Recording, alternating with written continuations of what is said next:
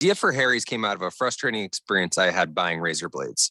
Most brands were overpriced, overdesigned, and out of touch. At Harry's, our approach is simple. Here's our secret. We make sharp, durable blades and sell them at honest prices for as low as $2 each. We care about quality so much that we do some crazy things, like buy a world-class German blade factory. Obsessing over every detail means we're confident in offering a 100% quality guarantee. Millions of guys have already made the switch to Harry's, so thank you if you're one of them. And if you're not, we hope you give us a try with this special offer. Get a Harry's starter set with a 5-blade razor, weighted handle, shave gel, and a travel cover, all for just $3 plus free shipping. Just go to harrys.com and enter code TRUST at checkout. That's harrys.com, code TRUST. Enjoy. Would you like to access some of the equity in your home without refinancing? No reason to refinance and lose that great low rate that you have on your current mortgage. Desert Equity Lending can get you the home equity line of credit you've been looking for. It's fast, it's easy, and it may not even require tax returns. That's right. We can use bank statements to qualify you. Most banks require at least 2 years of tax returns and many other supporting documents. When the big banks say no, we say yes. You can have your home equity line in as little as 15 days. We have a simplified process that helps get you a home equity line of credit in half the time using half the documentation that the big banks require. It's never been easier. Call now, 602-509-3000. That's 602-509-3000. Find out just how easy it is to get a home equity line of credit without jumping through all the hoops at a big bank. Call Desert Equity Lending at 602-509-3000. 602-509-3000. Desert Equity Lending MV 0906989 NMLS number NMLS 1733669. Conditions and restrictions apply. Red, white, and dew savings are happening now at the Home Depot. Prep for all the summer guests and gatherings with up to 60% off select patio sets now at the Home Depot. Shop and save on a wide variety of sets and styles to find what suits your patio best for another season of hosting with the most. Find the perfect pieces for your space with up to 60% off select patio sets. So sit back and relax into red, white, and dew savings happening now at the Home Depot. How doers get more done. Hey everybody, Mark Asher back to tell you about my great friends over at the Lund Mortgage Team. You know, the Lund Mortgage Team has been doing their thing for over 2 decades in the Valley, helping thousands of people in Arizona save money on their loans, get the best rate. They're mortgage brokers. They can shop it around for you. And now more than ever, it is so important to have a mortgage professional that's been around, that's seen the high rates, low rates, everything in between, because look, there's no sugarcoating what's going on right now. The rates are higher. However, the supply and demand, the whole how many houses are for sale in Arizona and what's going on, it's gone in favor of the buyer now. So if you're going to buy a new home, it is important to go and get that rate. Whatever that rate is, it's not going to be your forever rate. That's important to think about. So lock it in, get the house of your dreams, and move on. But let the people at the Lund Mortgage Team do their job. All the heavy lifting from start to finish. They'll find you the best rate out there. Call 623-875-9940, 623-875-9940, or online, lundmortgage.com. KQFN Tempe. Also transmitting on K25CD Phoenix at 99.3 FM and K240U Fallon Hills at 95.9 FM. Live from the Harmon Solar Studios in Scottsdale. 1580 and 99.3 The Fanatic. People settle down because it's time. Time for what? Showtime. When does it start? Right now. 3, 2, 1. Let's get on with the show. Let's do it.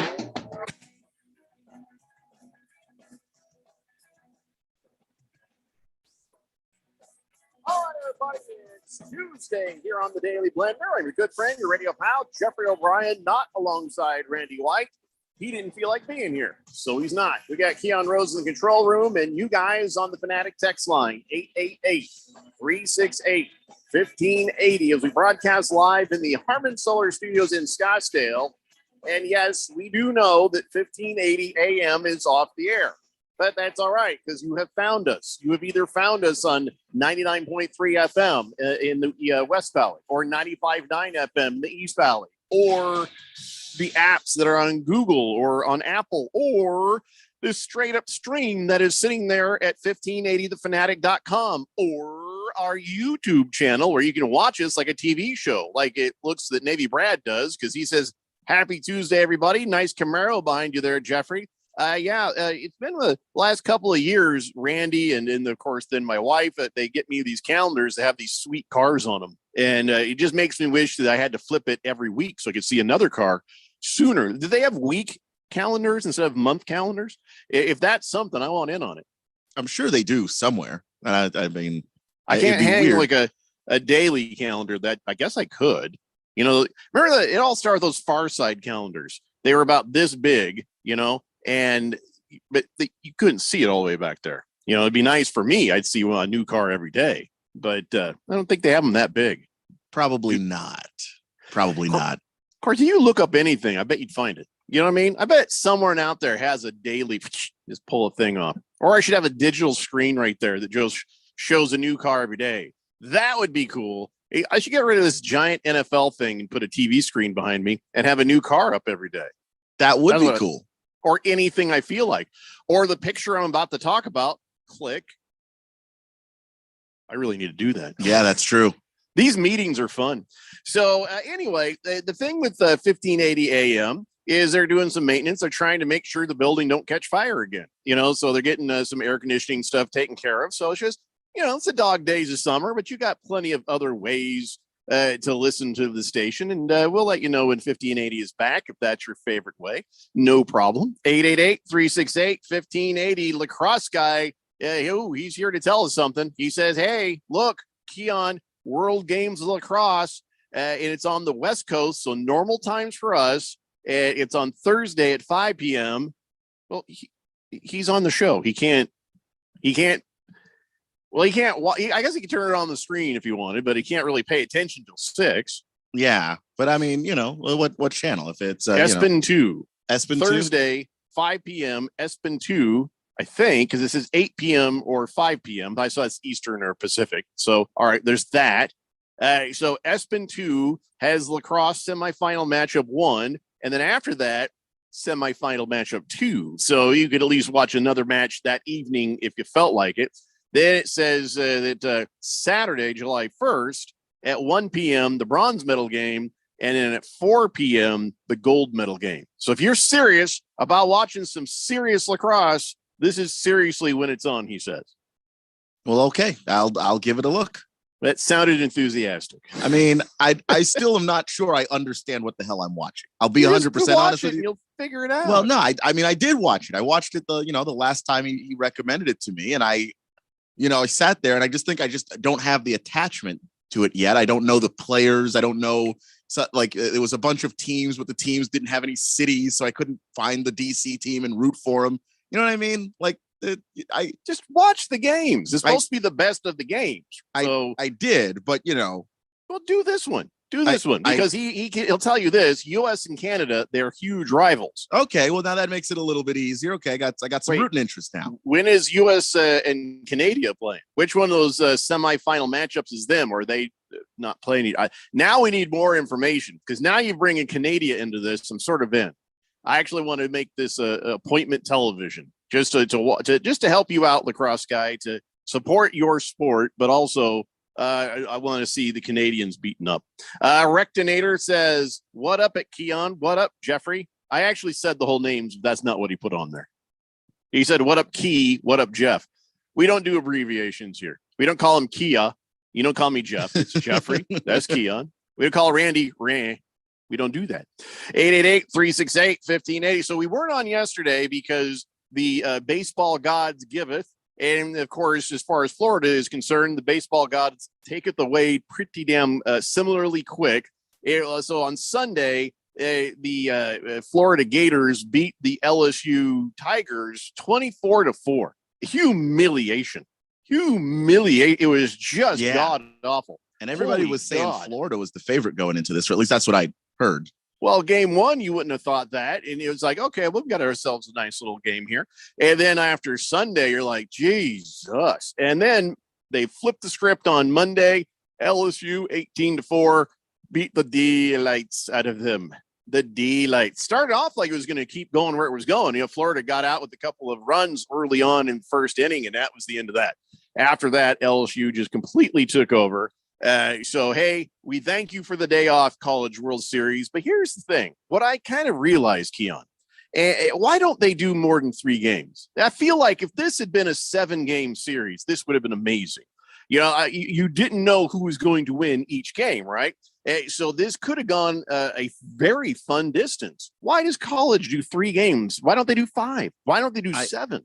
I would not be as good at answering this question as Randy would be, but I know that the tournament is already gigantic. They've already played a bunch of games to get to this point. You got your regionals and your super regionals and a bunch of other stuff. So to get to this point, they've already played a crazy number of games in a pretty big tournament field that you probably don't get, in Major League Baseball, for instance. The playoffs are much smaller. So you play 7-game series in the majors. But in college, I think if they shrank down the playoffs, maybe they'd be more open to playing 7-game series. But that's my guess. So make the playoffs shorter. You can make your series longer. Yes. That'd be fun. All I know is I was really actually kind of into it. I was at the radio station yesterday when everybody else was off. I was doing some stuff around the office. So I had the broadcast on and I was like, hey, that was pretty good. That was a pretty good broadcast. I actually enjoyed it. And then, it was on the TVs as well. And oddly, it's weird. Oddly, the video and the radio almost matched up. So somebody must have had a delay or something for that to happen. That never happens. But still, I actually did enjoy the College World Series. So I might pay closer attention to some college baseball next year. And not just for the fact that I was trying to get a day off. 888-368-1580. Tiger Paws says, what happened to your AM section? Well, that's being worked on as we speak. Who knows? They might turn it on here in a little bit. Like I said, doing maintenance and air conditioning stuff. So don't worry, it'll be back soon. Erectinator says, pet peeve of mine when you greet someone, making eye contact, and they totally ignore you, makes me want to throw a jackass in, and then maybe they'll hear that. Well, we would never do that to you, Erectinator. We may look off like in the another direction, kind of trying to find security, but I don't think that we'd ignore you. Bruno Baller says, will you guys be only working Monday next week and taking the rest of the week off for the 4th of July holiday? No, actually, you have it backwards. We may or may not have a show Monday, but we're definitely off on Tuesday, and then we'll be back Wednesday, Thursday, Friday. Still working some stuff out. Donnie says, where's Squid? Well, he was just training. He wasn't actually being part of the show. That we're just trying to teach him how to do other stuff, and it wasn't take your child to work day. We hadn't kidnapped anybody. He's actually pretty good. Old Danny. What's his name? Jason. What? It's Jason. Oh, okay. I think you're not going to remember his name again next hour. Yeah. He's like Sam Howell to me until he actually works there a while. We'll just keep calling him Squid. He didn't mind. No, he doesn't. He did a great job, though. He did fine. Big George says, hello, gentlemen. Happy Monday. Tuesday. Did you guys enjoy your unexpected day off? Yes. Very much. Yes, we did. That College World Series game went so late yesterday. It was still on at 7:30 p.m. Any future preemptions we should know about? You're on a need-to-know basis, Big George. If you need to know, we might tell you. All right, so the College World Series is over, and now I guess they're on to when does the baseball draft happen? And that's not even a big a deal as NBA or NFL, right? The baseball draft? Is that in a week or two? Yeah, I know it's or coming did it up already here happen? I wish I could give you a clear answer. Well, Randy has told me it doesn't matter because he's like, listen, this is one of those things where, it really doesn't matter. They just go where they're going to go. I mean, maybe it's kind of like basketball where a couple of real standouts are there. The rest of them, you don't know what you got until, they develop in the farm system and there's nobody who comes out of the draft that's immediately going in the majors. I think even the difference between that and basketball, though, is in basketball, even though you don't know exactly what you have, you develop those guys usually in the NBA. Like they play, sure. Well, there's the G League. There's G League, but they put guys in both. They make you play a G League game and, whatever minutes you're able to get in the NBA game. It's usually not just you go to the G League and we forget you exist. Like you're on the NBA roster too, most of the time.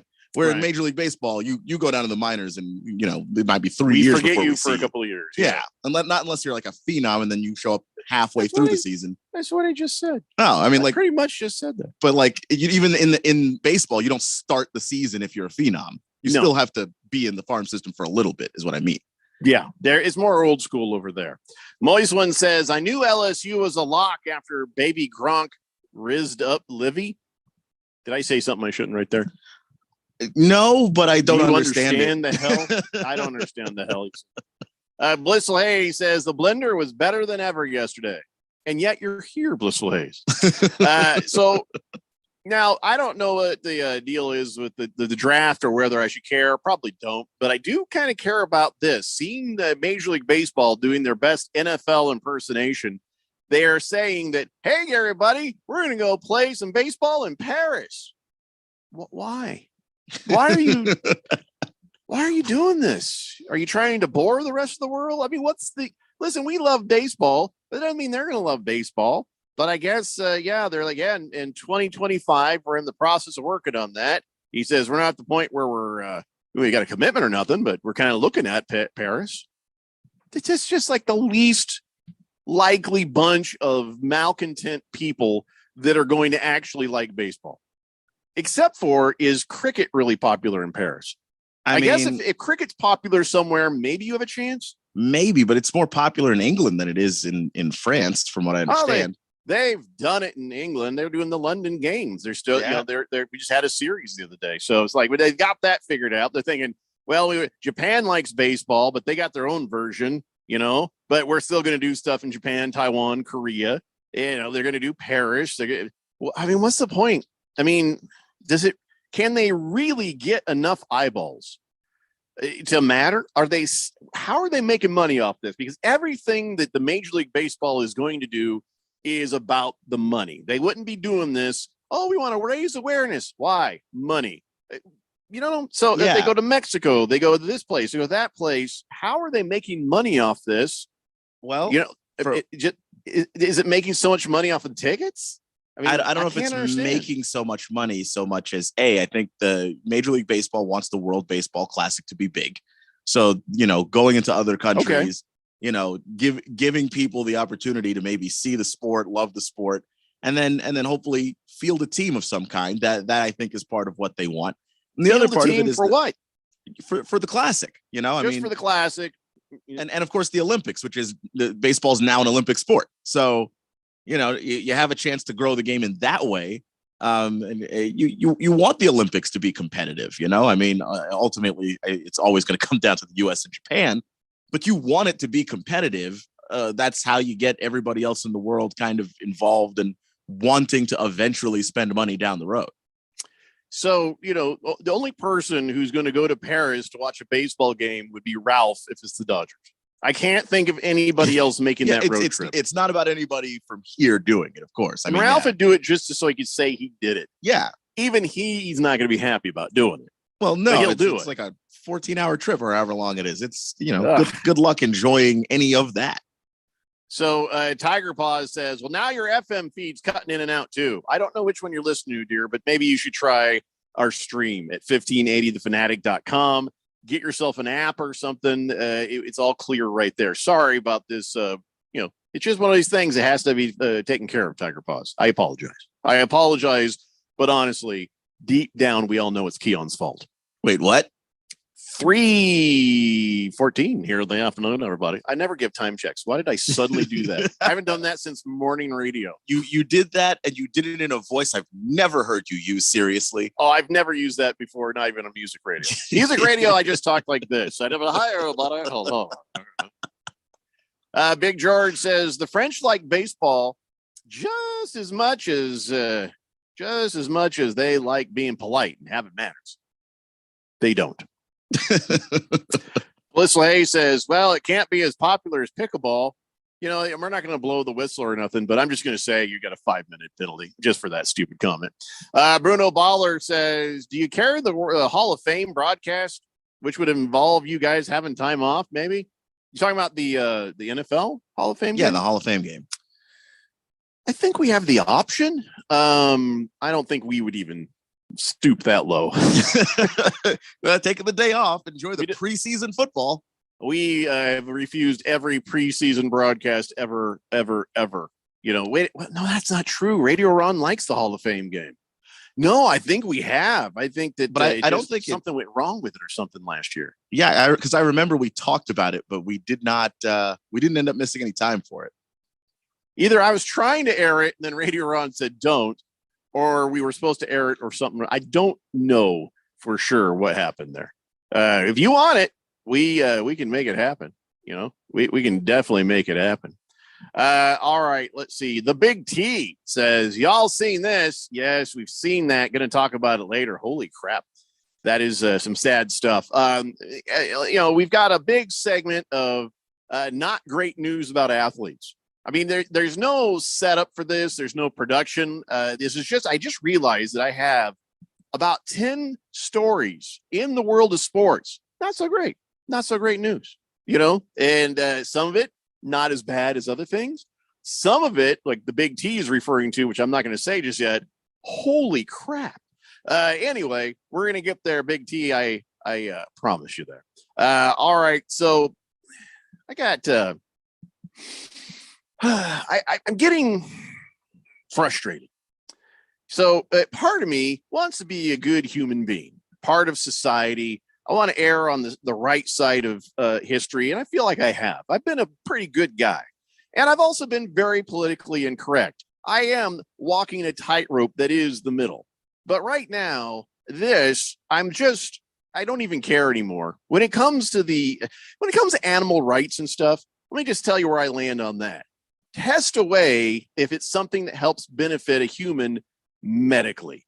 If it's something that'll cure cancer or some sort of debilitating disease, do what you got to do. I don't want to watch it. Do what you got to do.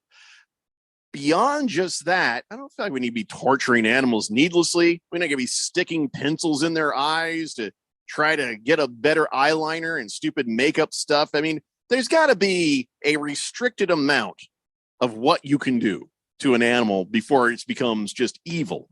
I mean, we've got to do what's right for humanity. So, I hate that you have to do it, but if you have to do it, do what you got to do to save grandma. Do what you got to do to save mom. Do what you got to do to save my wife. Do what you got to do to save my kid. But outside of that, if it's just about tanning lotion or eye makeup or lipstick, stop doing that crap to animals. That just doesn't seem quite right. So you see where I'm at. I'm in the middle on this thing. I'm not in the middle when we come back and I tell you about what is happening to a baseball team and political correctness gone crazy. It's the Daily Blender here on 1580, The Fanatic.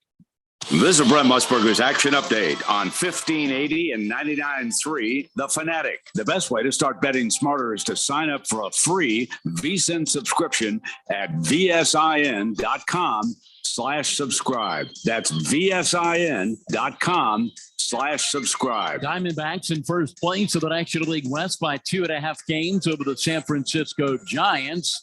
3 games in front of the LA Dodgers. The Dodgers are favored to win the division title -140. San Francisco's +350. Arizona +330. The Diamondbacks open up a series of the Tampa Bay Rays today at Chase Field. Zach Gallen on the hill for Arizona. He's a -124 favorite. Taj Bradley for the Rays +106. 8.5 under the total at Chase Field. Phoenix Mercury at the Footprint Center today, a 3.5-point underdog against the Dallas Wings. 169.5 the total. Mike Sennett, 1580, 99.3 The Fanatic. Prescriptions require an online consultation with a healthcare provider who will determine if appropriate restrictions apply. See website for details and important safety information. Subscription required. Price varies based on product and subscription plan. Hey guys, did you know there's a generic form of Viagra that works just the same, but is 95% cheaper? Just go to 4hims.com/joy. Through Hims, you'll get a free medical consultation, discreet shipping if prescribed, and the process is 100% online. To start your free online visit, go to 4hims.com/joy. That's FORHIMS.com/JOY. Red, white, and dew savings are happening now at the Home Depot. Prep for all the summer guests and gatherings with up to 60% off select patio sets now at the Home Depot. Shop and save on a wide variety of sets and styles to find what suits your patio best for another season of hosting with the most. Find the perfect pieces for your space with up to 60% off select patio sets. So sit back and relax into red, white, and dew savings happening now at the Home Depot. How doers get more done.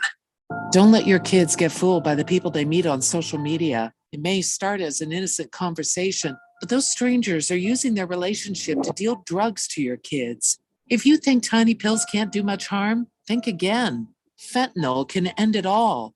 Find resources at talknowaz.com. Don't let your kids get fooled. Talk to them and visit talknowaz.com. This message is sponsored by the Substance Abuse Coalition Leaders of Arizona. Hi, I'm Mo Ansari, president of Compact Asset Management. If the volatility of these markets is making you seasick, you're not alone. Many investors are afraid to make a move, but not taking action can be just as detrimental as taking the wrong action. All of us here at Compact are focused on growing and protecting your assets. That means watching market activity all day, every day to try and find the great money-making opportunities during the good times and keep your money out of harm's way during the bad times. We have the products, resources, and experience to help you stay ahead of the game. So if you're wondering what your next step should be, let's chat. 1-800-388-9700. I will sit down with you to discuss your options and to help you get past the fear so you can make better financial decisions. Call me at 1-800-388-9700 and let's work together to build your financial future. That's 1-800-388-9700. Compact Asset Management is a registered investment advisor. Funds custodian, Fidelity Institutional Wealth Services, member FINRA SIPC. This isn't a game of touch in the backyard. I tore his ass up. This isn't tossing around the ball with your friends. And it sure as hell isn't flag football. This is the NFL. Hard-hitting, pad-smacking, body-busting football. We've got all the primetime games in one place. On your home for the NFL, 1580 and 99.3, The Fanatic.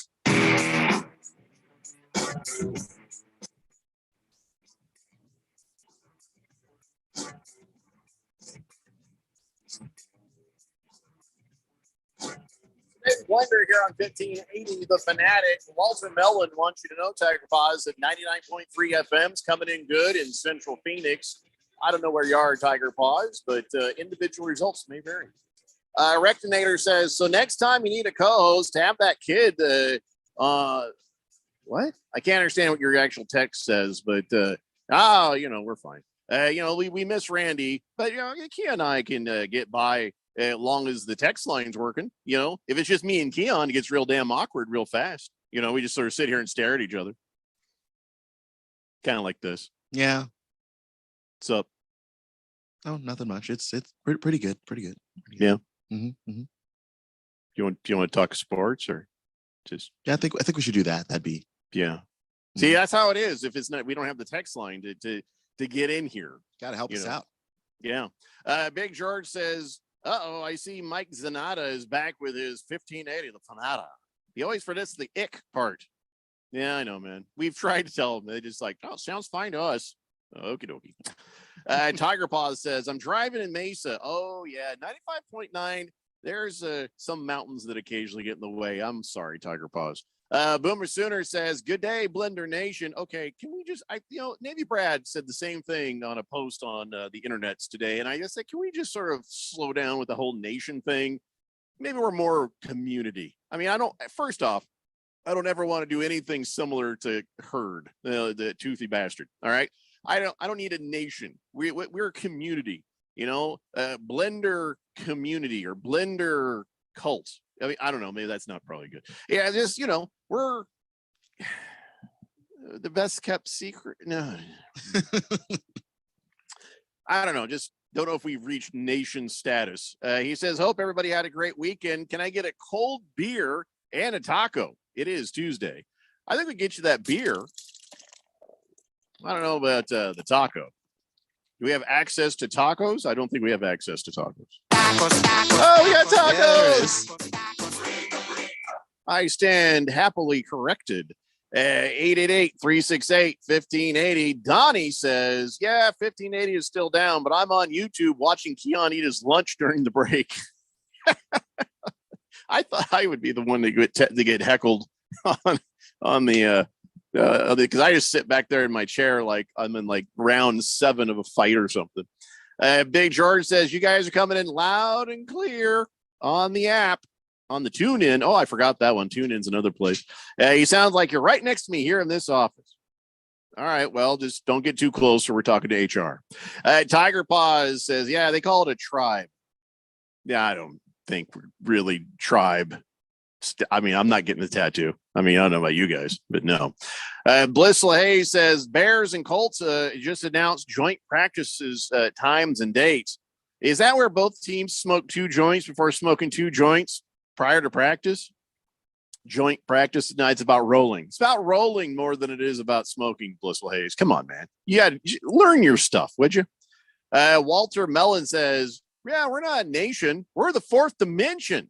Okay, you guys proclaimed yourself that. I didn't have, honestly, back to the beginning, I never did approve that. I mean, I said, it's so funny. I coined that phrase and said, well, they're like the 4th dimension. And then everybody wanted to say that. And I was like, well, I don't think I want that to be official, but they just took it and ran with it. You know, just like that, you know, that whole stupid pina colada thing. That was my idea. I said, hey, Randy, in an email, how about we do this? And then just keep hitting that. Anytime I say pina colada, hit that. I meant that day. And it just never died. It stuck around way longer than it should until even Radio Ron had enough and killed it. Yeah. It's partially because, well, the 4th dimension just loves to annoy me, but also because Randy, like a little kid, you guys don't know this, but every day before the show, he'll sit there and play with all his sound effects and he fires them off gleefully like a little kid. You know, they have those little stations where they have like the little ding, ding, ding, all the little noises you can make on the preschool thing. That's him with all his sound effects before the show starts down the line. Yes. So his just he's hitting that button all the damn time. Help do that as well. So I am so glad that it was officially killed from the top. My God. You got to be careful what effects you give Randy, because you never know which ones he's going to absolutely enjoy. I haven't done it since. I mean, actually, that's not true. There's been a couple of them, but he didn't seem to like them as much. Yeah, he didn't seem to like them as much. Yeah, biscuits and gravy. It wasn't. That just shows you how much of a psychotic person Randy White is. He's like, whoa, pina colada wasn't organic. I can't believe anything on this show. No, I mean, that was the only time I learned my lesson after that, you know? So Good Cat says, what's happening, gentlemen? I don't know. Yeah, you know, nothing much. Just talking sports, I assume. Well, I guess I have to get to the point where I have to throw political correctness out the window. I can't do it anymore. I can't do it for this. Now, let me tell you what's going on. There's a collegiate summer baseball team in Macon, Georgia. They call themselves the Macon Bacon. You familiar with that, being from the South there, Cam? Yeah. Ever heard of the Macon Bacon? I have heard of them, yeah. Fun team name. They even have a mascot, 7-foot slice of bacon named Kevin. That's right, Kevin Bacon. I think it's amazing. I think it's great, but not everybody likes it. The animal rights group called the Physicians Committee for Responsible Medicine says bacon increases cancer risk, and you guys need to change your name to something healthier. How about go F yourself? We call it that? Can we call it go F yourself? Because that's what I think you need to hear right now. Go F yourself. There's no way this team is going to do it. The president of Macon Bacon says, kind of surprised to hear the criticism. It's on billboards in the city trying to pressure him. He says, the Macon Bacon do not view ourselves as a glorification of an unhealthy lifestyle. We pride ourselves on being fun-natured organization focused on bringing families and communities together. And he says they do serve a ton of bacon in the stadium. They also offer plant-based options. And as for the name, he's like, we'll never change the name ever. So, come on, advocacy groups, shut up. They're also mad about a sports team in Wisconsin called the Milwaukee Milkmen. What the hell's wrong with milk? What's wrong with milk? Nothing, so far as I'm aware. I don't know. I have no idea, but it doesn't matter. It doesn't matter. Obviously, these are like the most extreme of the extreme people. And I don't think you're going to find anybody disagree with you that the Macon Bacon should keep their name. First off, you can eat bacon and be healthy. If you don't eat bacon every day of your life, well, look at me. Okay, maybe not me. Look at somebody else. But if you don't eat bacon every day of your life, and I don't know, run every once in a while, you should be okay. Well, not running either. You can just put that out of your mind. No, we'll make bacon like once a week, and maybe I'll have a couple of slices, and then my wife will use that and chop it up and make it sprinkle in as an ingredient in breakfast stuff, and in place of salt. We don't use salt. She'll just sprinkle that in, takes the place of it. So it's like a low salt kind of thing. And she buys the low sodium bacon. How about which, I don't know how much effect that's had, but I mean, if you eat enough bacon to make up for it, it may not have any effect at all. But the thing is, I think they're getting hung up on the bacon is bad for you. Everything is a moderation thing. It's just the extreme viewpoint of anything. Look at PETA and how stupid they are. I mean, I get it. Like I said before the break, if you're torturing poor animals and doing whatnot, it's like, all right, yeah, somebody's got to stop that. But if you're just, eating and living and enjoying your life and not being a complete horrible human being, I don't need you people in my face. Bacon is tasty.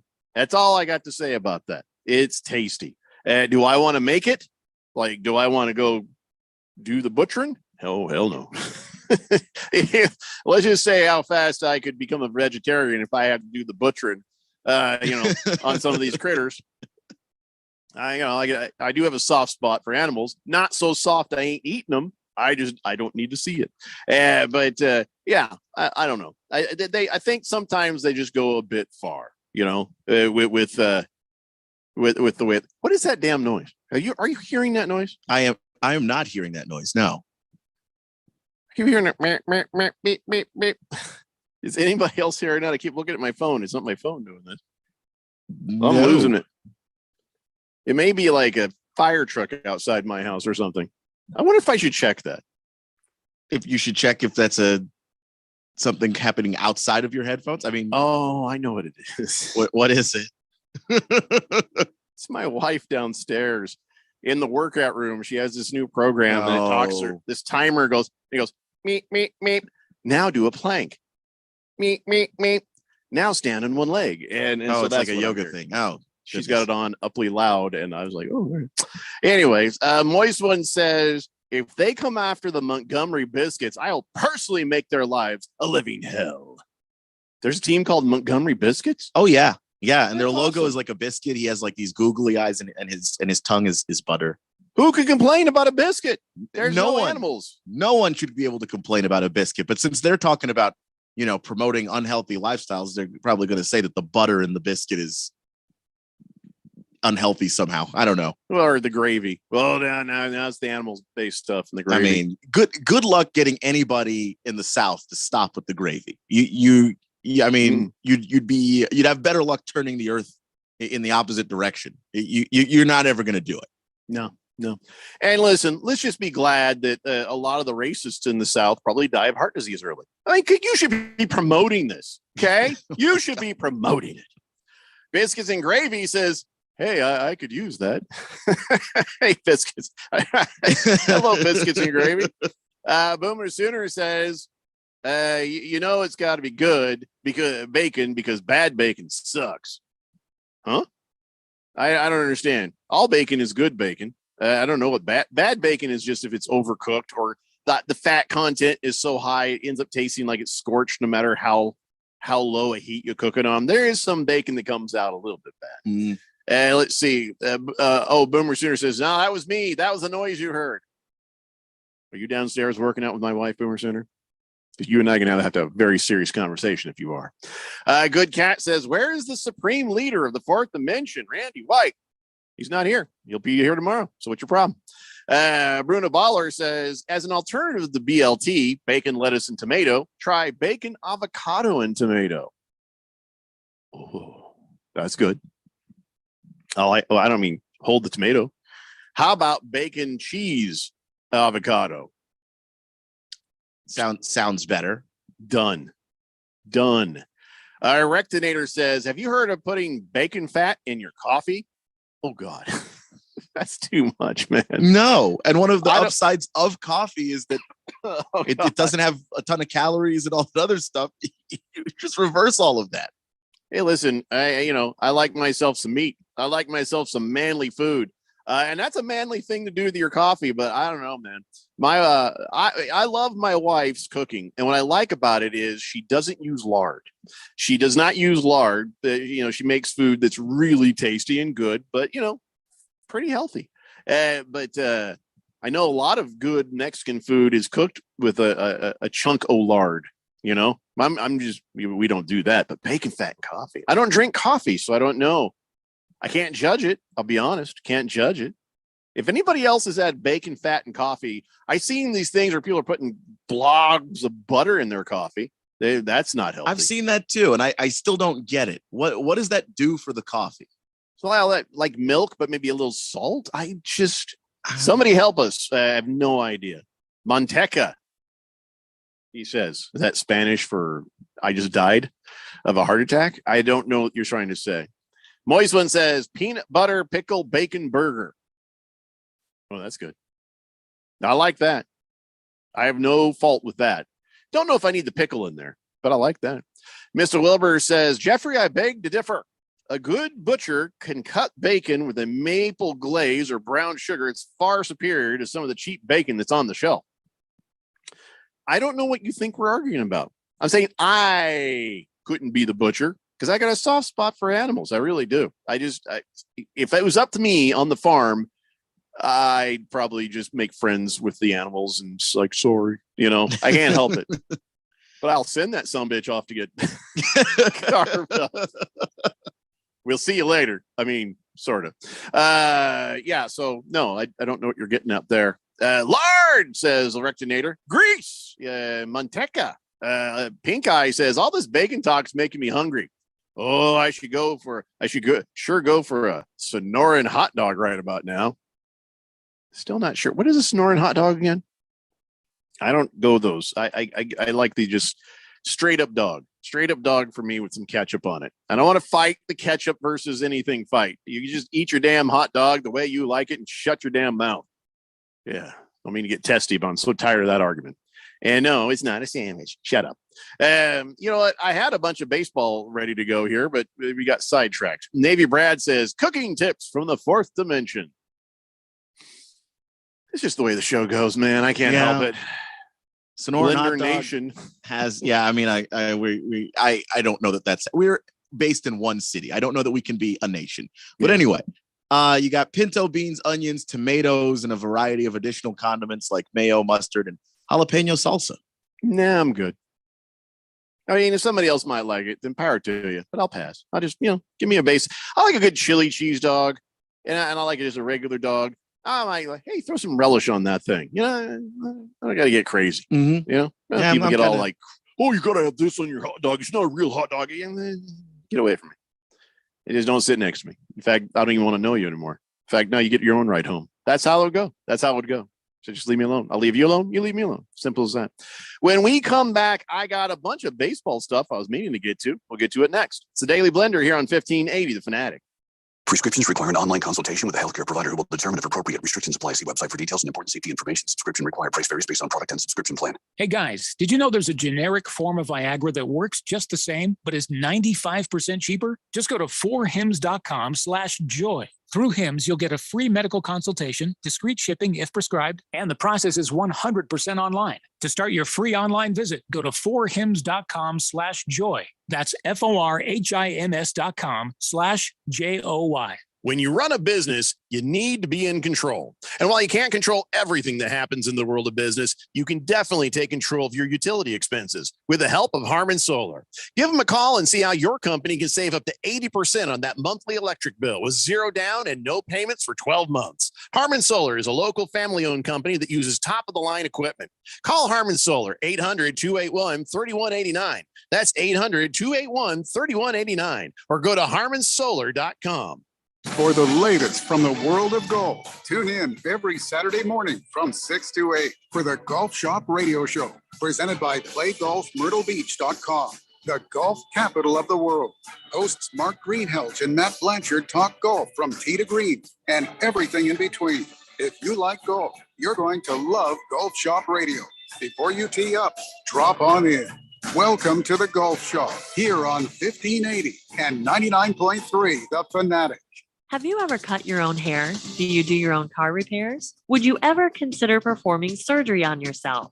Of course not. So why would you manage your own money? True, you don't have to pay yourself a fee, but do you have the skills and experience to effectively grow your money consistently and safely in up and down markets? Hi, I'm Mo Ansari, host of Market Wrap and president of Compact Asset Management. Over the years, I've seen a lot of do-it-yourself mishaps. You work so hard for the money, perhaps it's time to let someone else work hard to help you keep that money. At Compact Asset Management, we focus on growing your money safely and consistently.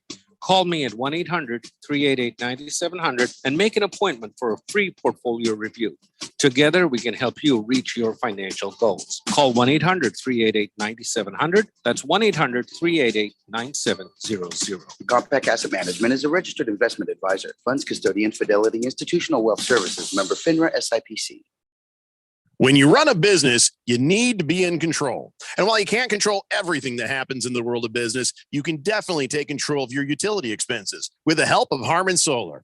Give them a call and see how your company can save up to 80% on that monthly electric bill with zero down and no payments for 12 months. Harmon Solar is a local family-owned company that uses top-of-the-line equipment. Call Harmon Solar, 800-281-3189. That's 800-281-3189. Or go to harmonsolar.com. Your home for sports. 1580 and 99.3 The Fanatic.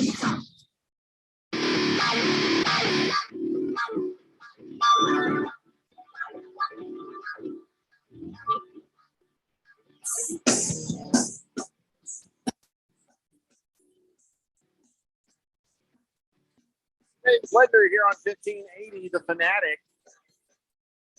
Got some baseball I want to talk about, but all the text line wants to talk about is food. Sorry, didn't mean to make y'all hungry here. Pink Eye says Sonoran hot dog is bacon wrapped on the wiener. Yeah, I don't know. You sometimes bacon wrapped stuff. Now I appreciate some bacon on my wiener. Don't get me wrong, Pink Eye. But a lot of times when they say, well, we got a filet mignon wrapped in bacon, or you have this thing wrapped in bacon. Usually they don't turn out the way you think it's going to. Usually that bacon is soggy. You have to be able to, shape the bacon and put it on at the right point in cooking for it to crisp, because if you take it off and it's still soggy, you did it wrong. So, but I don't know. I don't think I need bacon around a hot dog. There's plenty of processed food in the hot dog, Rectinator says, here's a cooking tip. Eat no food prepared by any dimension. So what? Are we just to imagine the food, or is that another dimension? I like myself some pan-dimensional meat. All right. Scoozer says, thank God for piggies. Where would we be without pork chops, hot dogs, bruschetta, Easter ham, everything in moderation, everybody? You could die if you drink too much water, so relax, everybody. Kiss the Cook says, let's try this again. Spanish chorizo and black bean tostadas and lemon lime crema for Taco Tuesday. Oh, Kiss the Cook. Yeah, that sounds pretty good right there. That does sound pretty good. All right, so let's just knock it off. Let's talk some baseball. I liked this the other day. This is over the weekend. So the Rockies playing the Angels.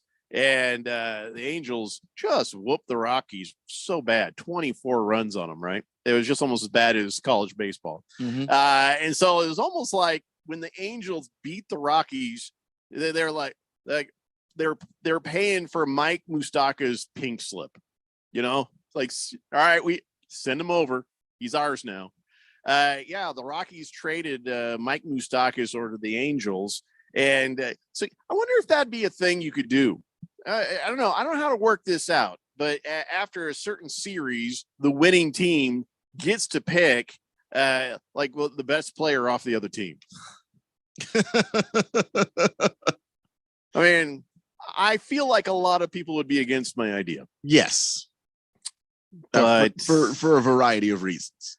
Well, yeah, let's just say your big star is untouchable, but your best available player outside of your protected players. Let's say you can have 5 protected players, but the rest are up for grabs in every series. And pretty soon you've got some, oh my God, teams. Yeah. I mean, teams that you couldn't possibly beat if they grab the And right people. Some teams bringing up some players from the farm system. Now, remember, you have to give a player to get a player, right? So when you take that player, you also have to give them a player, not like as good a player because you beat them. So you got to get, it's got to be a benefit to it, but just some position player, in that, sort of, I don't know, like 50% is good. I don't know. What the rules are. I'm just making this up as I go. Negotiate on any level which player comes back to you, because you just don't. Some no team negotiation could just load you up with like 4 third basemen that you you don't need. No. How about this? All right. So you got the 5 people who are untouchable. And then what you do is you're like, okay, we're taking that guy, and here's 5 players you can choose from. Okay, it's a little bit more fair. I mean, 3 of them will be on crutches. I don't know. I haven't worked this out yet. Because everybody's always looking for bullpen. So I just see a lot of teams just getting their relievers just snatched away, and then you're kind of screwed. It's not a whole lot you can do if you don't have a good or a decent bullpen. Forget good. Like if everybody takes anybody who's decent from you, because maybe you're just not a great hitting team, and then they just take your pitchers away. And that could be an issue for you ever winning another series again. I think I'm onto something here, but it hasn't completely congealed. You know what I'm saying? It hasn't been completely sorted out. And I'm not saying every series. Let's just say at a certain point in the year, you have like a couple of series like that, I don't know. It just feels like an intriguing idea. Or like you have to agree to do it at some point in the year, but you can pick which series it happens in. I don't want to be nice about this. I don't want to be nice. Well, you still really can't be, because I mean, if you choose to do it too late in the year, you might cost yourself a spot in the playoffs. You choose to do it too early, and then maybe there's a player that you might be able to go after that you can't now. Can you imagine though? Because in any series, look at us. When the season started, we were not supposed to beat the Dodgers, but we beat them in that series. Now, if we'd had the chance to walk away with some stellar player, okay, not your top guys, but even then, they're loaded. We could have walked away with some stellar guys. But on the other hand, those stellar guys ain't been doing all that great. So maybe that wouldn't have been the best thing. I don't know. I'm just working some ideas here. Boomer Sooner says he wants a beer. If you get one, he says it's 102 up here in North Phoenix. Dude, that's chilly compared to Queen Creek. Right now, it's showing me it's 106 over here. By the way, Randy's not here to do the weather, but I'll fill you in. It's warm. So here's my criteria for hot and warm. It ain't hot until I think it's 110. That's when you can say it's hot. 100 to 110, pretty warm. You know what I'm saying? Huh. I don't know. Maybe I'll adjust my thinking on that, but also I do work inside, so maybe I'm not the person to make that distinction. Or how about 105? Anything over 105 is hot. Okay, because I got the computer here telling me, because it's connected to, I actually don't know which weather service, to be honest with you. And it's just saying it's very hot outside. Oh, it's 105. They know what the hell they're talking about. This is Arizona. There's a different criteria for hot and warm in Arizona. It's pretty warm when it gets to 100. It's hot when it gets to 105. I think 110, but I'll go with 105 if it makes people feel better. So right now in Queen Creek, it's hot. It's 106. North Phoenix, according to Boomer Sooner, it's kind of warm. 102. Let me guys know if you agree with my thinking. Here's who's going to agree with my thinking. People who've been here a long damn time like me. People who haven't been here a long damn time like me probably thinking it's hot. You mean like me? Yeah, like you. It feels hot. That I walked outside today and I was like, God, what is happening? How's Please your make air it stop. working in your car? In my car, it's struggling. It's struggling right now. Got to get that charge or something, man. I mean, I don't know what to do about it. I'm going to see if I can get some stuff from AutoZone, maybe some Freon, and hope that's the issue. Because if it's something I actually have to pay to fix, it's going to be a hot summer for me. Oh, Jesus. Fingers crossed. Hey, I'm pretty handy. Maybe I can help you. I'll help you out with it. We'll see. Yeah. No, I'm working on a car in my garage right now. I appreciate it if you could. Yeah. Yeah. If it comes to, if it's anything more than you trying to charge it, let me know. All right. Yeah, I'm working on a project, and this weekend I put in a new radio because that's important. And I fixed the hood strut things. You know, you lift up the hood so it stays up. Some vehicles you don't need to put the little bracket thing arm on. You just push it up, right? And this one wasn't working. And of course, I got on Amazon replacements, and I replaced one. Okay, good. Replace the other, test it, pull it down. I was so lucky that it wouldn't go back up again, but it was open just enough for me to get in there and pry the new defective part I got off of the thing. And it was, that was a close one. Because if it had gotten stuck down, I have no idea how I would have had to cut the hood off. And that would be very, very expensive. I'd probably just have them tow the vehicle away and just set it on fire. But yeah, I don't mind working on cars. Oh, I actually love working on cars. Rex Terra says, yeah, 110 and above that is hot. See, that's kind of what I think, but you know, I don't know. Bruno Baller says, I agree with Jeffrey. If you've lived here a long time and spent a lot of time outside in the heat, it's not really hot until about 110 plus. Boomer Sooner says, how about to go fund me for Keon's air conditioner? I think what he's trying to say is a GoFundMe. He's trying to say we start a. Well, I don't think that's necessary. Yeah, let's just save that for kids with cancer and stuff like there's that. Plenty of people on GoFundMe, if you look it up, definitely would use the money, need the money more than I do. I'm all good. Boogie says, did Keon just say it's going to be a hot producer summer? It might be. I mean, in my by the car. way, so what I was trying to tell everybody is it's going to be sunny forever. There's no clouds. There's nothing in the way. It is going to be 106 the next couple of days. It's going to dip down a little bit on Thursday and Friday to 104, 103. But then you start heading into hot territory. Saturday, Sunday, 110. Monday, Tuesday, 108, 109. And, you know, I don't know. Of course, this is only Tuesday. That could change. But we're getting ready for hot. This ain't hot yet. We're getting ready for hot. It's hot-ish. Bruno Baller says the atmosphere is still very dry right now. Low humidity, low dew point, making the morning still pretty nice. No, that's true. That is true. But I open up my sliding door in the morning to let the dog out, and I get of warm air. And I'm like, yep, we're done here. Click. Or I'll open up the door because to let out the cat because he likes to just go around and come back. And sometimes I'll open the door and he'll just lay down on the floor, like just not interested in going outside. He's like, I don't know why you opened up the oven. I wanted to go outside. And that's the other thing you got to get used to. Now you're living here, Keon, is 100-degree overnight temperatures. That is, we're getting close. It's 90 something over last night. I do kind of remember this from last year. But see, now you're becoming like an Arizona person. If you force yourself to forget.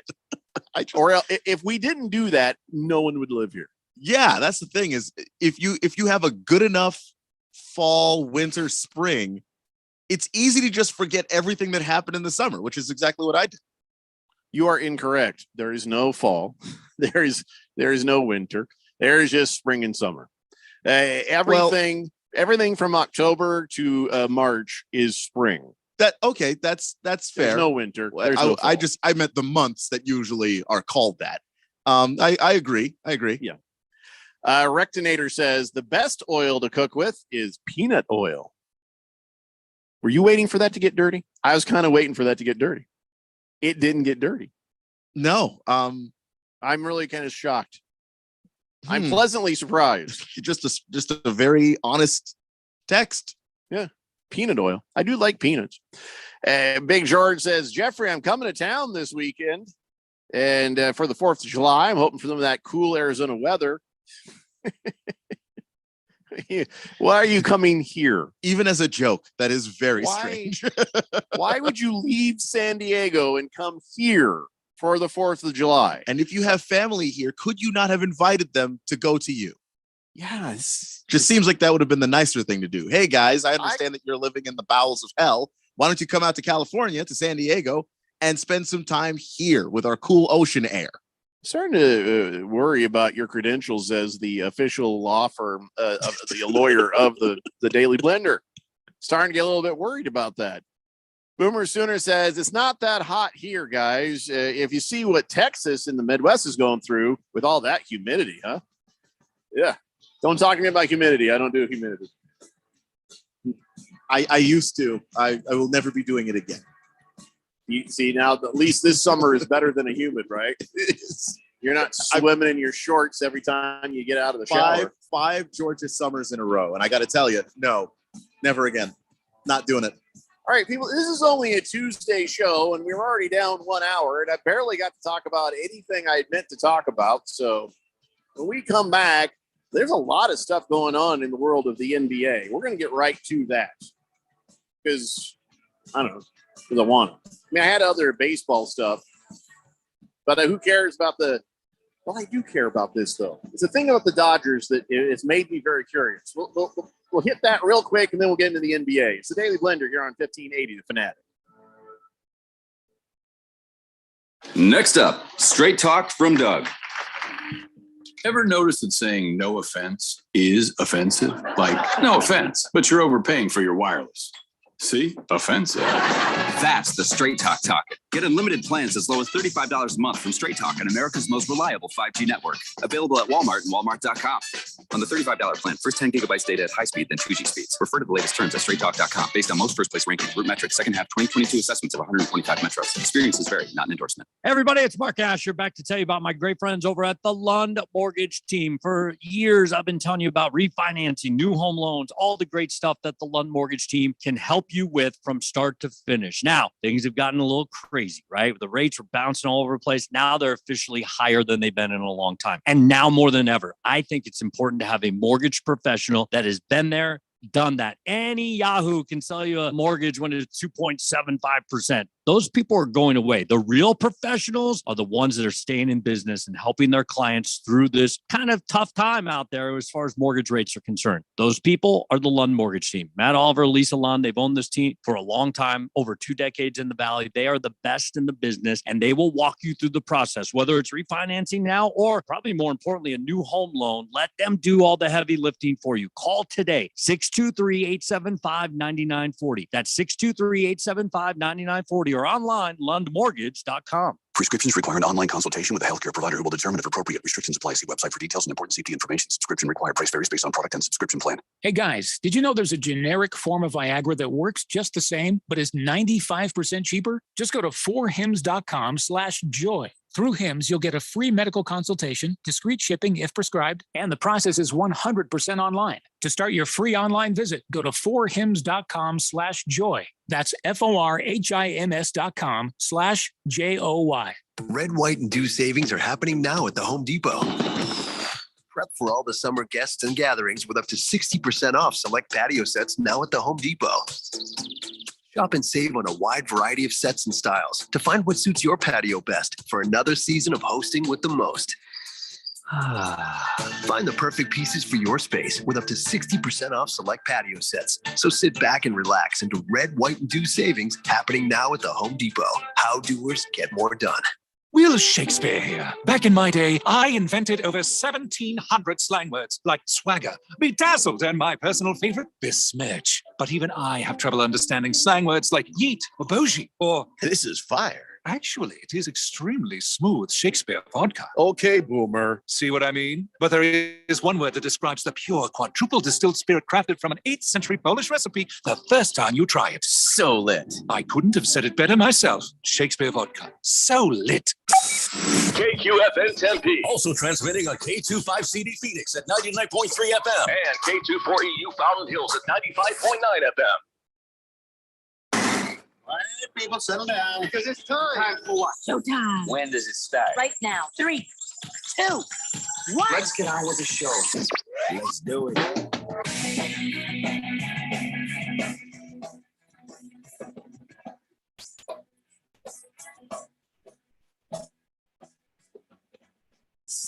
All right, buddy, it's 4 o'clock here on the Daily Blender. I'm your good friend, your radio pal, Jeffrey O'Brien. Not alongside Randy White. He should be back tomorrow. Got Keon Rose in the control room, and you guys are on the Fanatic text line, 888-368-1580 as we broadcast live in the Harmon Solar Studios in Scottsdale. And I want to wrap up the baseball talk that we were doing and move on to some NBA stuff. First, I just wanted to say, I know Moist One is a Mariners fan. He's got to be just livid about that bad call from umpire Mark Carlson the other day.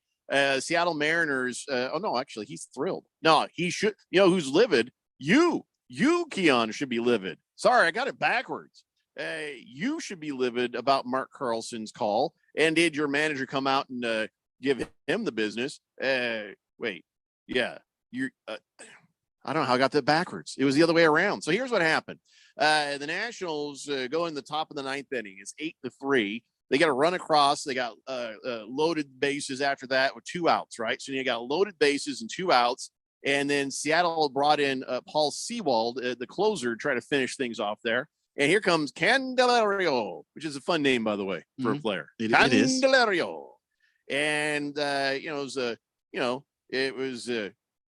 it was getting to be a full count there, 1-2. And then he threw this one ball, which here, I'll show you see how, would you call that a strike? Not even close. See that right there? Yeah. That is not even anything resembling a strike. I feel like your manager holding up the picture. There it is right there. Well, this is go-to move. Strike. And it's over. And even the announcer's like, strike 3 called, if you say so. And the Mariners win it. And it's just like, oh my God. It was one of the worst things you've ever seen, even without the, the little framing from the camera. You don't need it. It's not anywhere even close to being over the plate. It's just not close. My God. I keep asking this, and maybe I'm just going to stop because it just doesn't get answered. When is this going to stop and get changed? When is Major League Baseball going to do something about the horribleness? This is, it is. It's going to. This part will. The robot, umpires are coming for the strike zone. You'll still have a guy behind the plate. You'll still have a guy. You still have umpires out there. They can no longer be trusted to get balls and strikes right. Now I know Randy will tell you, oh yeah, well, this is the exception to the rule. There's a lot of these umpires who have 95, 98%. Okay, but it's getting worse, and every day we're seeing something, and we can't keep letting this happen. It's sort of so on average, the umpires get a lot of calls right, but I'm concerned about the ones that they get wrong, which is that when they're wrong, they're not a little bit wrong. It's not kind of like, okay, it could have gone either way. That kind of stuff you expect because they are human beings. That's not close. That's not close. It's not even close to the plate. You see the catcher trying to get his glove to try and frame it back in, but it's just not, it's not possible to do because the call is so bad. It's bad. Terrible. Or there has to be, it's just like if the calls are bad, that's one thing, but they're egregious. You can't do reviews on a strike or a ball. And I get that. Is this the one that is the most annoying to us? Is this the one thing that we end up seeing the most of that affects games is bad strikes and balls called? I think so. For me as a baseball watching fan, that's the one that annoys me the most, is just because it's the thing that you are doing all game long, and you need to be consistent with that because that controls how everybody plays. An umpire's strike zone, whatever that is, it determines how the pitcher is going to pitch. It determines how batters decide what is and isn't a good pitch to swing at. All of that stuff adds up. And so when you have an inconsistent strike zone, and not one where it's just like a little bit inconsistent, but where all of a sudden something that's not even remotely over the plate is suddenly a strike, everybody gets screwed up. Both teams. It's just horrible. Well, we're going to have to let that one go. As a Nationals fan, of course, Moist One wants me to shut the hell up because that went his way. Look, I'll go ahead and say to any team that gets a bad call against the Nationals that goes their way, go ahead and take it. We're not going anywhere. But still, I'm just talking about the greater thing in baseball. Yeah. It's just that's not a sign of anything ultimately getting better. I'm going to ask the dumb question. They've started messing with the robot umpires in preseason and in minor leagues. So, this is something that's on Major League Baseball's mind. So is this what it takes? Is this season going to be enough to make them install the robot umpire? I still next year. I still don't know yet. I think Major League Baseball has done a pretty decent job of testing things out in the minor leagues and then slowly leaking it into, the majors. That's what they did with the pitch clock. We have a pitch clock. We can have a robot ump, and I feel like the robot ump was put in before the pitch clock. I don't know if that's true. Maybe it is. I don't know off the top of my head if that's I'm the going order by that when I've heard of it, But I do know that when they introduced the pitch clock, a few years ago in minor league baseball, and now it's here. So I know that it's coming soon. I couldn't tell you if it's next year or the year after, but I do think that the more of these stories we see, the more Major League Baseball is going to sit here and go, the next thing that our game has to do. The first thing we thought we had to do was make it faster. Whether or not you agree with that, that's what they thought. And then the next thing is we've got to make our game more accurate. You just can't have these horrifying calls where it's just not close. And we're supposed to believe the guy in the gray shirt. I wonder what players think of the robot umpire. I think they're going to be all for it. I think players would be all for the robot umpire. The only people against the robot umpire would be umpires, which is crazy that they would be the only ones against it, and yet they haven't decided let's do our jobs better. Well, the thing where you say, it's like, hey, listen, you won't lose your job. We just don't trust you to do it anymore. Yeah. Look, it's happened in other sports. It happened in tennis. They introduced there's this thing that's got this whole series of cameras above the stadium. And when a ball is, either on the line or not on the line and a player disagrees, they get to challenge it. And it's an instantaneous, like CGI generated thing that pops up on the screen. Oh, it's on the line. Guess what? Player was actually right. And then you just move on. It could be that fast if Major League Baseball wanted it to. And I sure hope that's the way they go. 888-368-1580. Kiss the Cook says if it's as bad as the balk call in the Dodgers game, that gave them the win. Listen, can I say something about the Dodgers? The Dodgers just sold a guy. Now, remember we talked about who's going to be buyers and who's going to be sellers? Mm-hmm. Well, the Pirates picked up their right-handed pitcher, Andre Jackson, for cash. So I saw this headline, and it perked up my ears. First off, why do the Pirates feel like they need somebody with a 6.62 ERA? And how much cash do you have? Did the Dodgers have to pay them to take him off their hands? Or because, the Pirates sent back money. You can do that. Why would they do that, though? 6.62 ERA, the Dodgers should have paid the Pirates. I mean, you would think so, but for some reason the Pirates thought so. I don't know the guy very well, so I couldn't tell you if it was just a situation where he used to be a better pitcher. And he's got a pretty okay bat, 231, 4 RBIs, 3 stolen bases, and he's played in 22 games. I don't know. Is it? So now I saw that, though. Here's the big question. Dodgers selling?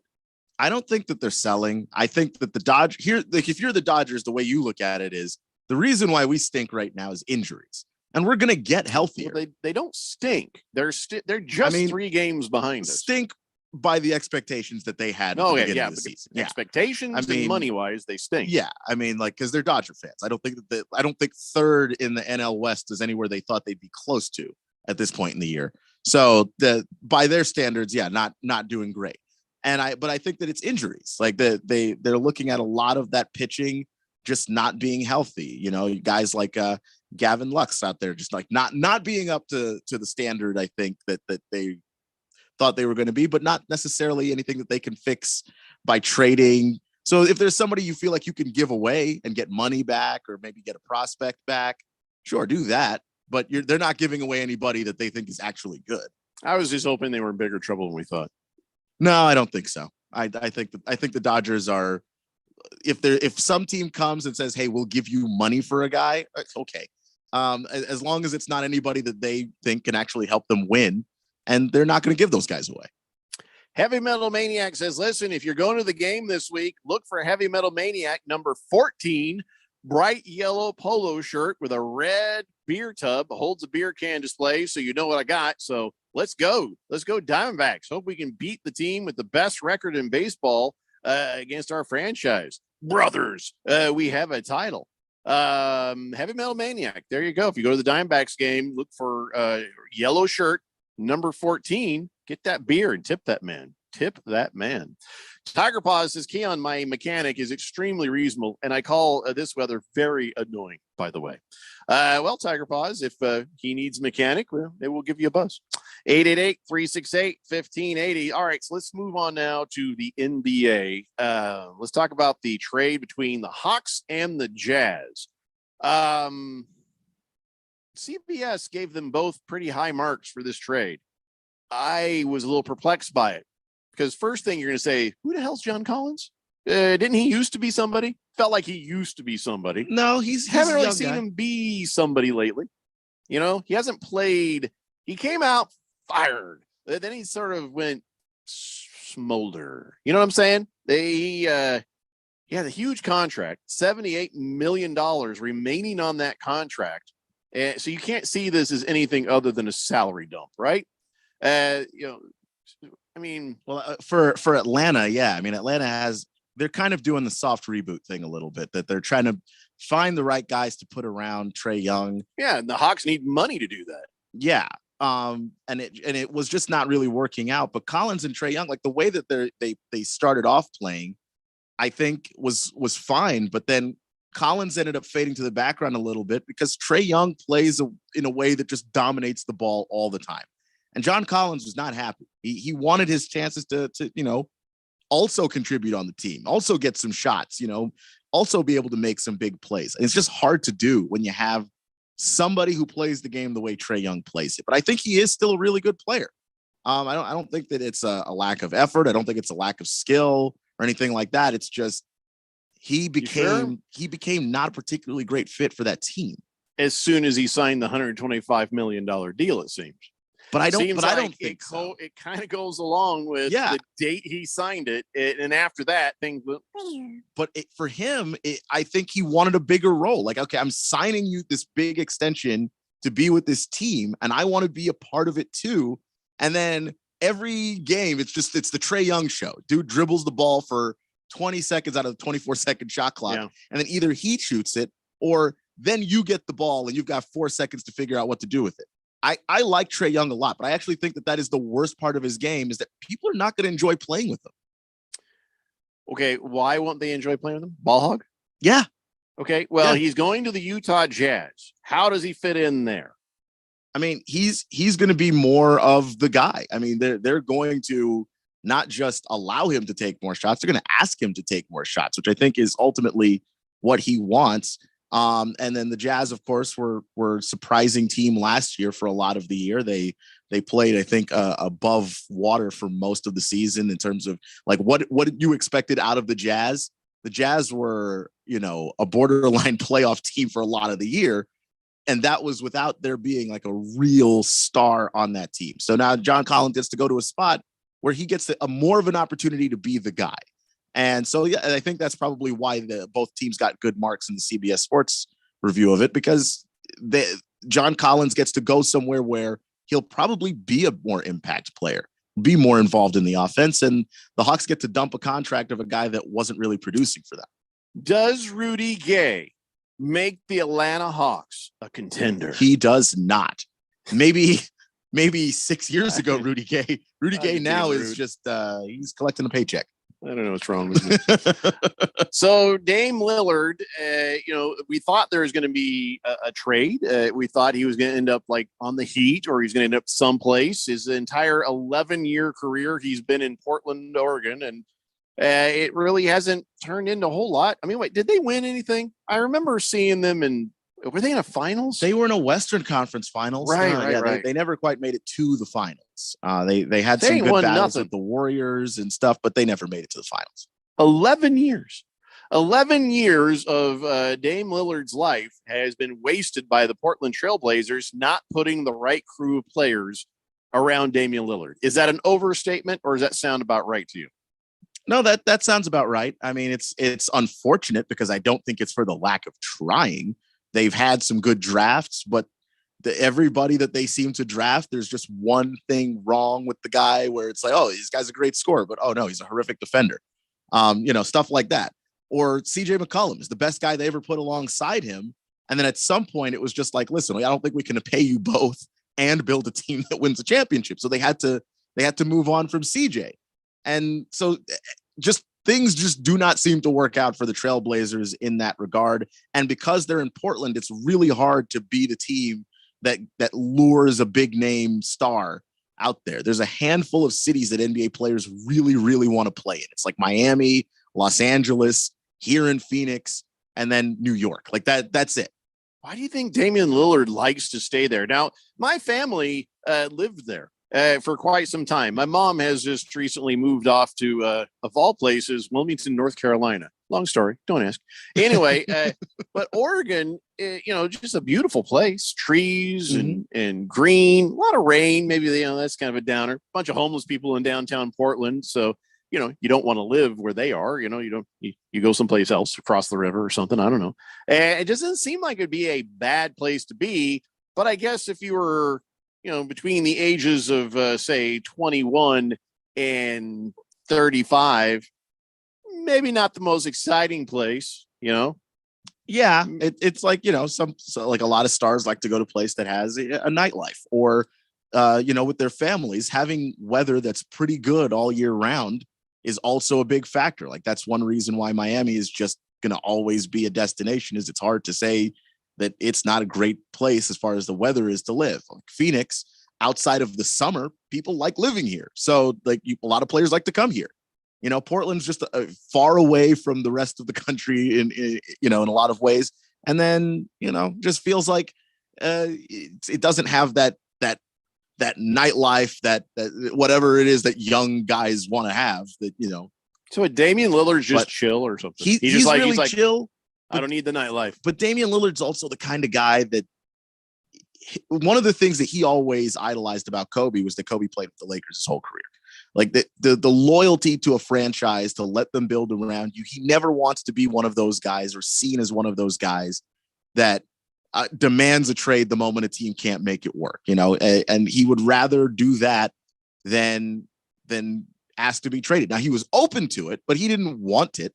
And, I think like Bradley Beal's kind of like a similar guy where he was just loyal to the organization. They hired a new front office and they traded him, but it wasn't because he asked for a trade. Damian Lillard's that way. Like there are just some guys that the organization that they're with, the people that they work with, the front office is always really good to them. And so they want to be loyal. Damian Lillard should consider the stories that Kobe had thought about going to other places. Yeah. And was talked out of it by Jerry West, but also some other places that might not have been a bad idea. So, I don't know. If you got it in your head that you need to stay loyal to a place because Kobe did, make sure the place is like a place Kobe would have been, like it's easy. LA's got money to throw around and put a team around you. Yeah. So you can win championships. Just saying. Portland doesn't. Hey, everybody. Boomer Sooner says Jeffco 1580 AM is back online. Hey, we're back on the radio. How about that? It might go off again. It might go back on again. I don't know. Depends on if they're done working on stuff. So don't get too excited yet. But if it's a better signal for you guys, then try 1580 AM. It is back on. Hefty Lefty says Dame Lillard was on JJ Redick's podcast. And if you listen to him speak on the rumors of him leaving teams, then you really be skeptical about any report that comes out about him wanting a trade. Now, I think it was one of those things, Hefty, where, he was like open to the idea if they weren't going to take care of him by bringing in other players. Now they've told him for 11 years, yeah, man, we're going to get some players in here for you. And they've not done it. So if they were going to trade him, he's like, all right, I guess if I had to go someplace, I'd go to Miami or whatever. But yeah, whatever it is that's inside him, maybe he just loves the Pacific Northwest. Maybe he just does, but also he knows that organization is trying, and they have built teams around him that have felt like contenders. They just haven't been able to get over the top, and I don't think that he holds that against them necessarily. Blissel Hayes thinks that Dame time might not be an actual way of keeping track of time. He says maybe Damian Lillard just isn't that good. Everyone always makes excuses for certain players, saying the team never signed enough good players. But in this case, it's absolutely 100% right. And when you see Dame Lillard get click, boom, he's just deadly. But yeah, I can't fault him. If you look at the Trailblazers roster, go to it and look at it right now and tell me that's even a playoff team, even with Damian Lillard. Like at some point, even though you're a star on a team, we have to ask the other guys around you to be able to be good. And they have put young guys around there. So maybe those guys start to actually pan out here in the next few years, but it's going to have to happen pretty quick while he's still in his prime. All right, we have to take a break. When we come back, let's talk about DeAndre Ayton. And some new rumors have poked back up about him and his situation on the Suns. Let's talk about that. It's the Daily Blender here on 1580 The Fanatic. Take as little as 3 minutes to see if you could save on motorcycle insurance with Progressive. Come on, you've spent more time than that debating your accessories. Could use some new riding gloves. Guess I'll go with black leather again. Just seems so basic. Wait, what if I did white leather? People be like, hey, this guy's different. Or they might be like, hey, this guy looks like a butler. Yeah, okay. Black leather it is. Get a quote in as little as 3 minutes at Progressive.com. Progressive Casualty Insurance Company and Affiliates. Seems like everything is going electric these days. Electric cars, electric trucks. But what you save on gas, you pay for with that electric bill. With all these things being plugged into your house, wouldn't it be nice to save up to 85% on your monthly electric bill? Well, you can do that with zero down and no payments for 12 months. Call Harmon Solar. Harmon Solar is a family-owned, woman-owned local company that uses top-of-the-line equipment. Call Harmon Solar, 800-281-3189. That's 800-281-3189. Or go to harmonsolar.com. For the latest from the world of golf, tune in every Saturday morning from 6 to 8 for the Golf Shop Radio Show, presented by PlayGolfMyrtleBeach.com. The golf capital of the world. Hosts Mark Greenhelch and Matt Blanchard talk golf from tee to green and everything in between. If you like golf, you're going to love Golf Shop Radio. Before you tee up, drop on in. Welcome to the Golf Shop here on 1580 and 99.3 The Fanatic. Imagine if you had a chance to change a child's life, to protect our public lands, to help our veterans, to create a healthier Arizona. When you sign up for AmeriCorps, you have the chance to make a difference. Part-time or full-time, student or senior, AmeriCorps is for everyone. Sign up at serve.az.gov. That's serve.az.gov. This message is sponsored by the Arizona Governor's Office of Youth, Faith, and Family. When it comes to covering the high school sports scene in Arizona, AZ Preps 365 has all the answers. Every Saturday morning from 8 until 10, they break down games, interview the newsmakers, talk with coaches from around the state, and stay up to date with what's happening with prep athletes and breaking news from the Arizona prep scene. It's AZ Preps 365, 8 till 10 Saturday mornings on 1580 and 99.3 The Fanatic, and always on at 1580thefanatic.com. This isn't a game of touch in the backyard. I tore his ass up. This is a tossing around the ball with your friends. And it sure as hell isn't flag football. This is the NFL.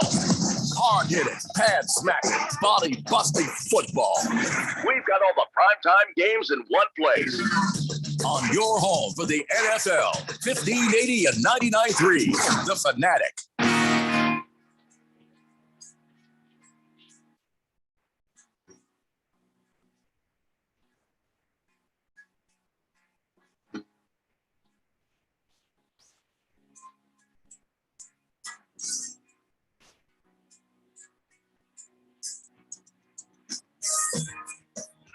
Hey, Blender here on 1580 The Fanatic. And yes, Blitzways, we've heard that 1580 AM is back on. He says, thank you.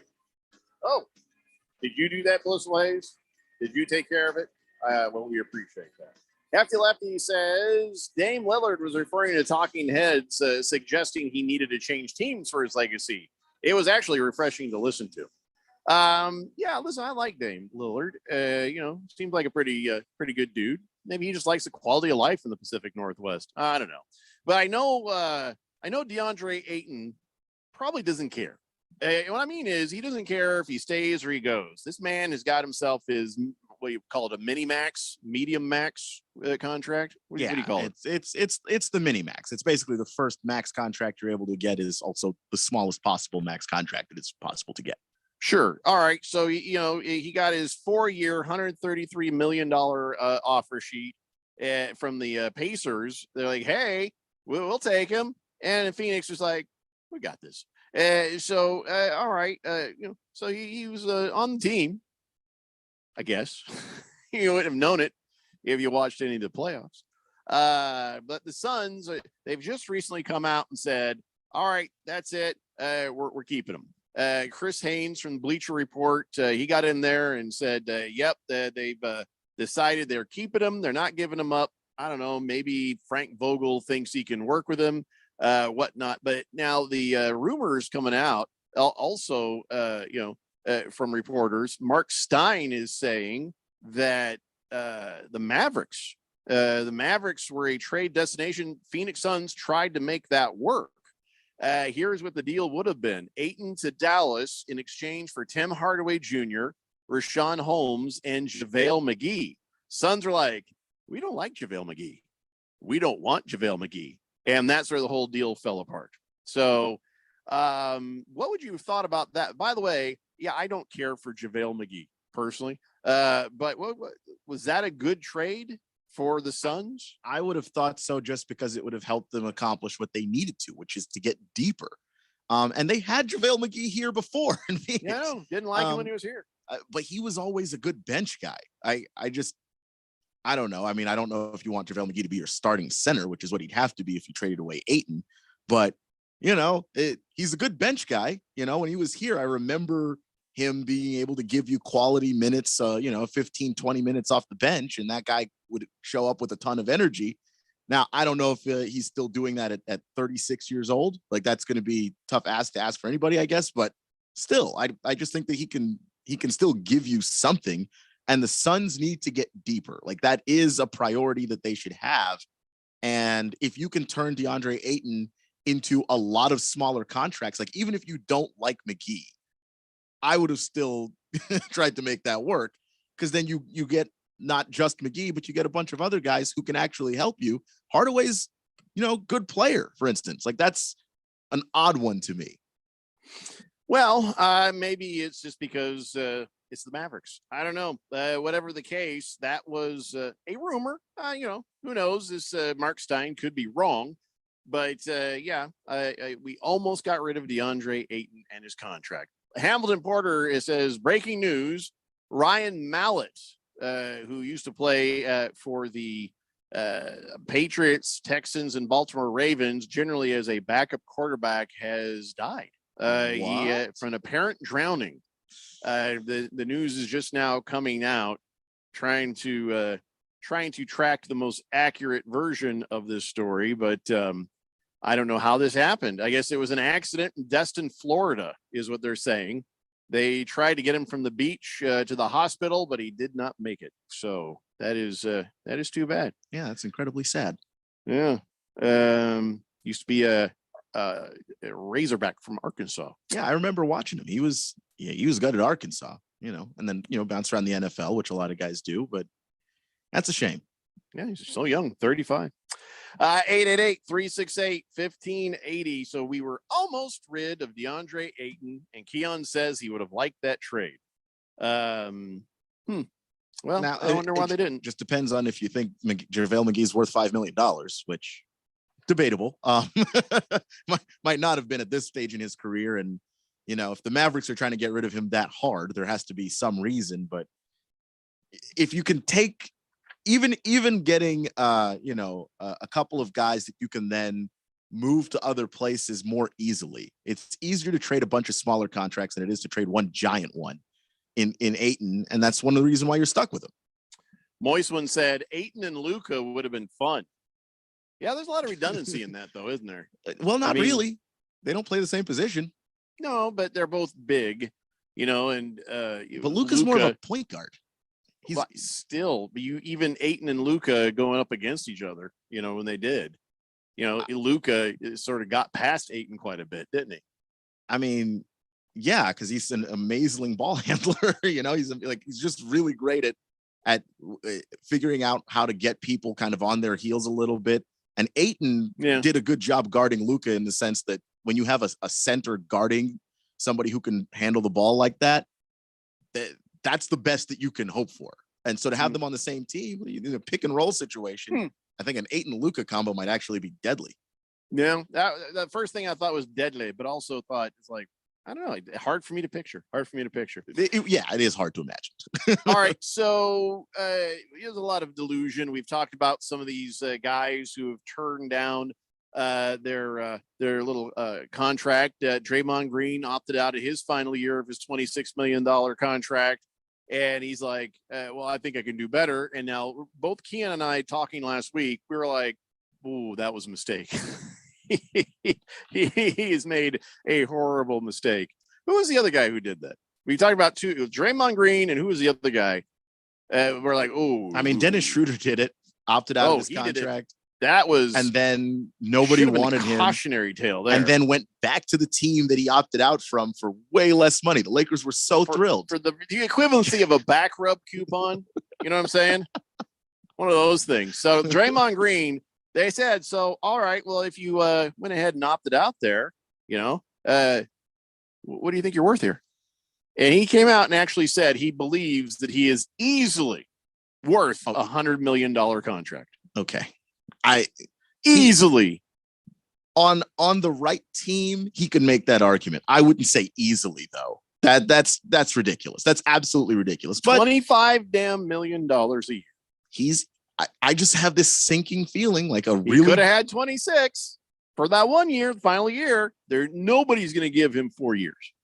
I don't want to say nobody though. Like the history of the NBA is littered with the dumbest team. The Pistons are really bad for a reason. Dumb. I think that they're moving in a better direction, but I also think that they're desperate. When you're desperate in the NBA, you make really dumb decisions. And the Pistons have been in a desperate situation for a long time now.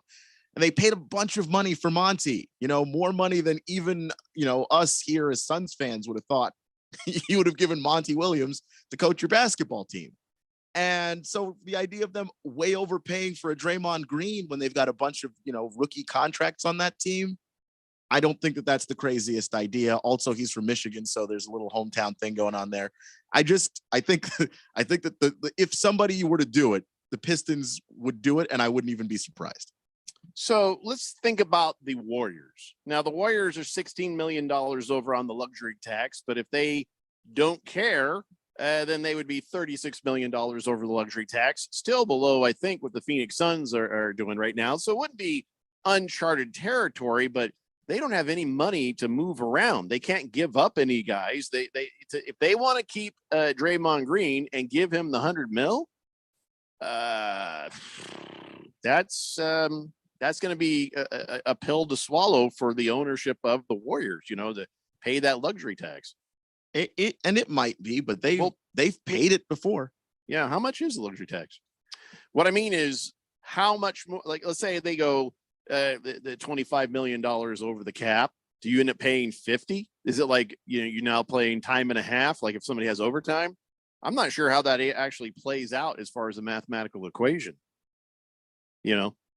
It's if a team's payroll exceeds the luxury tax 3 times during a 4-year period, it would have to pay an additional I think $1 on the aforementioned sliding scale. So for example, instead of being charged $1.25 per dollar between $0 and $5 million, it would be $2.50. But if you extrapolate that to millions upon millions of dollars, then that gets to be outrageous. Just absolutely outrageous amounts of money. Yeah. Draymond Green ain't going to get it. We'll just leave it at that. I don't know what the Warriors' alternative would be to having a life without Draymond Green. Because I know that their championship window, they view that as something that is essentially closing. You don't trade Jordan Poole, a guy you paid a year ago, and I don't care how bad he was in the playoffs this one time.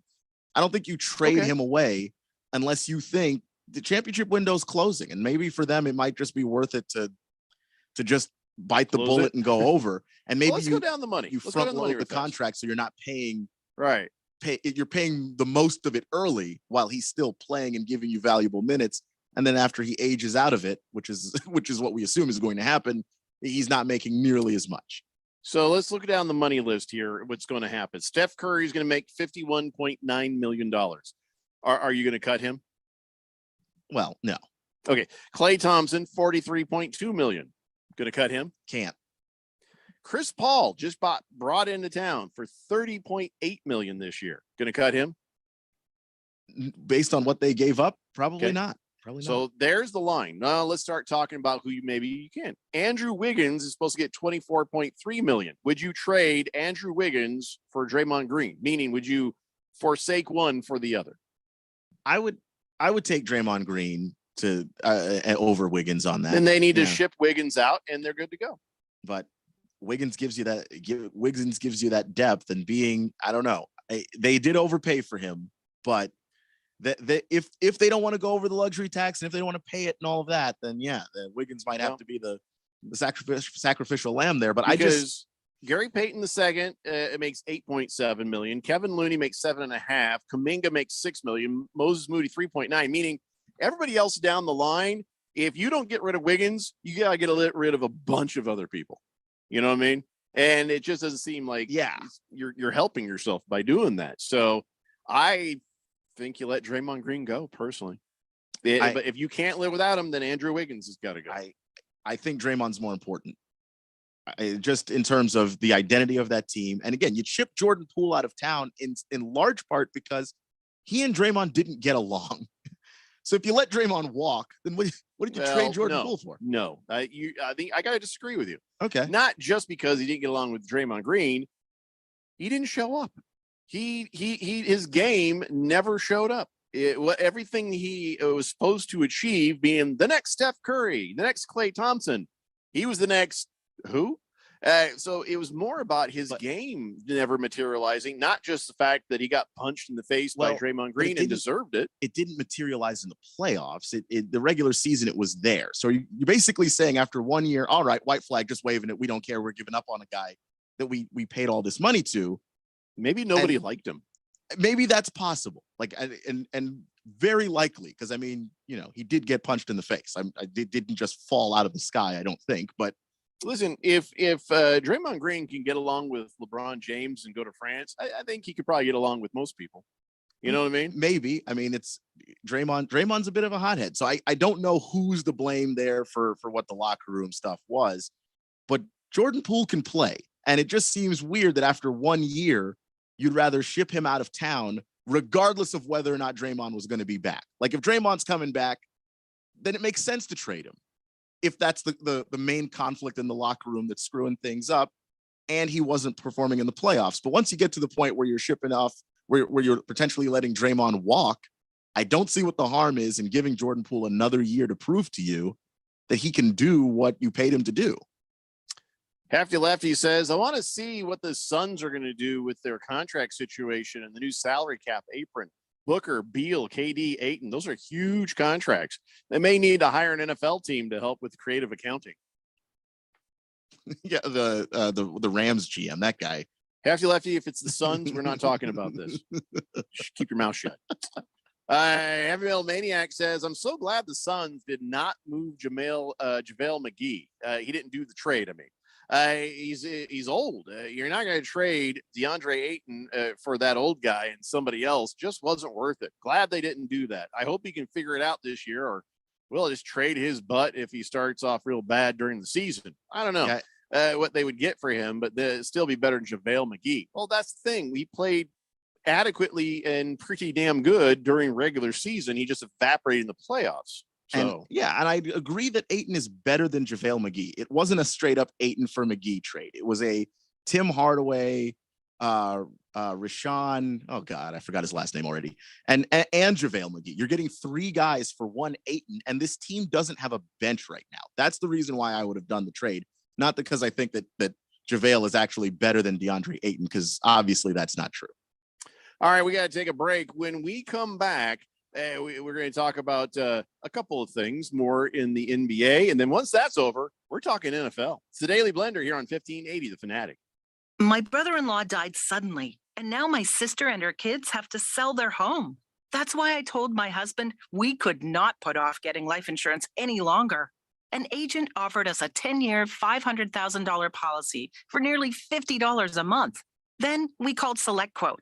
SelectQuote found us identical coverage for only $19 a month. a savings of $369 a year. Whether you need a $500,000 policy or a $5 million policy, SelectQuote could save you more than 50% on term life insurance. For your free quote, call SelectQuote at 1-800-452-5050. That's 1-800-452-5050. Or go to SelectQuote.com. 1-800-452-5050. That's 1-800-452-5050. SelectQuote. We shop. You save.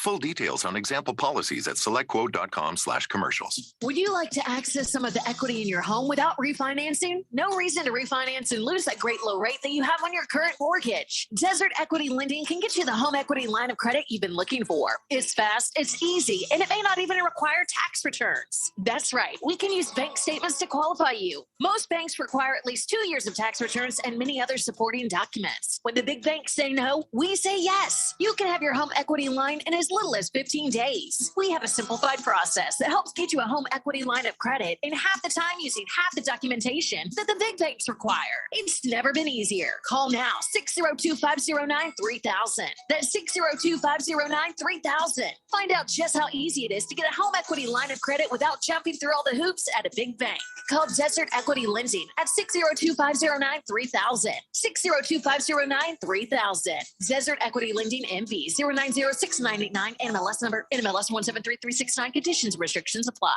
Prescriptions require an online consultation with a healthcare provider who will determine if appropriate restrictions apply. See website for details and important CT information. Subscription required. Price varies based on product and subscription plan. Hey guys, did you know there's a generic form of Viagra that works just the same, but is 95% cheaper? Just go to 4hims.com/joy. Through HIMS, you'll get a free medical consultation, discreet shipping if prescribed, and the process is 100% online. To start your free online visit, go to 4hims.com/joy. That's FORHIMS.com/JOY. Red, white, and dew savings are happening now at the Home Depot. Prep for all the summer guests and gatherings with up to 60% off select patio sets now at the Home Depot. Shop and save on a wide variety of sets and styles to find what suits your patio best for another season of hosting with the most. Find the perfect pieces for your space with up to 60% off select patio sets. So sit back and relax into red, white, and dew savings happening now at the Home Depot. How doers get more done.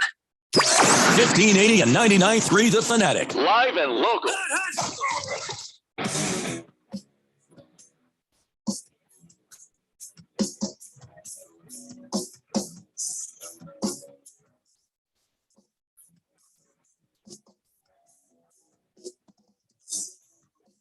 Hey, Blender here on 1580 The Fanatic. So Victor Wembanyama going to skip the FIBAs. He's going to focus on that rookie season. He went from I ain't tired, I can keep going to I think I'm going to focus on the season. Probably because Spurs came in and said, "Hey, how about you skip that and let's just work on the pro thing here." Like you said. What do you say? I don't even think they had to convince him. I think it's an easy decision to say, I'm going to play for the team that's paying me. No, he was originally saying I'm playing. I'm doing it. I'm doing it. I know Summer League was something that he said that he was willing to do. Oh, I thought he was talking about the FIBA. No, but the FIBA is coming up, I think next year. And I think that he's a big guy, and we've seen the history of big guys that try and do the international stuff and do the NBA stuff, and it doesn't necessarily work out. I think about Yao Ming in particular, that poor guy. China made him play in all of the international tournaments, and then he was also playing, the full 82 game season with the Houston Rockets, and I think it cut his career short. Just had a bunch of foot injuries and eventually just couldn't keep going. Listen up, you filthy Frenchy French.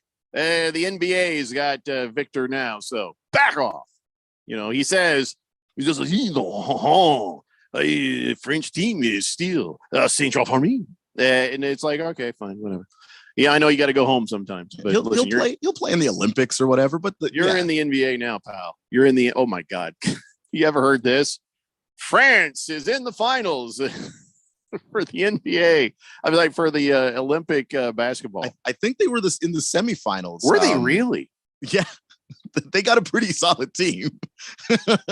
Oh, we got to stop letting them use our pros. All right. We're going to wrap up talking about the basketball here in just a little bit. Go on and talk some football. But before we do, there is a conversation that must be had because Jamal Murray was talking and somebody's like, I don't know how it came up, but it was in this conversation he was having. And he's like, yeah, listen, let me tell you about the Nuggets here. He says, I think we have the most versatile and dominant 1-2 punch in the league. So he says that he and Nikola Jokic are the most dominant duo in the NBA. Now, this is part of a big old interview, and he wasn't trying to diss anybody or say anything. But he just says we got a lot of options in this. He says, if I'm shooting the pull-up three, the big has to be up. If they blitz me and I hit Joker in the pocket, now we're playing 4-on-3 with the best passing center of all time. He says, so I just think the levels of our game there. So there's so many levels. There's the pick and roll, is like I said, a screen. So he's basically though saying that right now in the NBA, he and Jokic are the most dominant duo. Agree or disagree? Boy, I think I disagree, but it's not like he doesn't have a good case. He has a ring.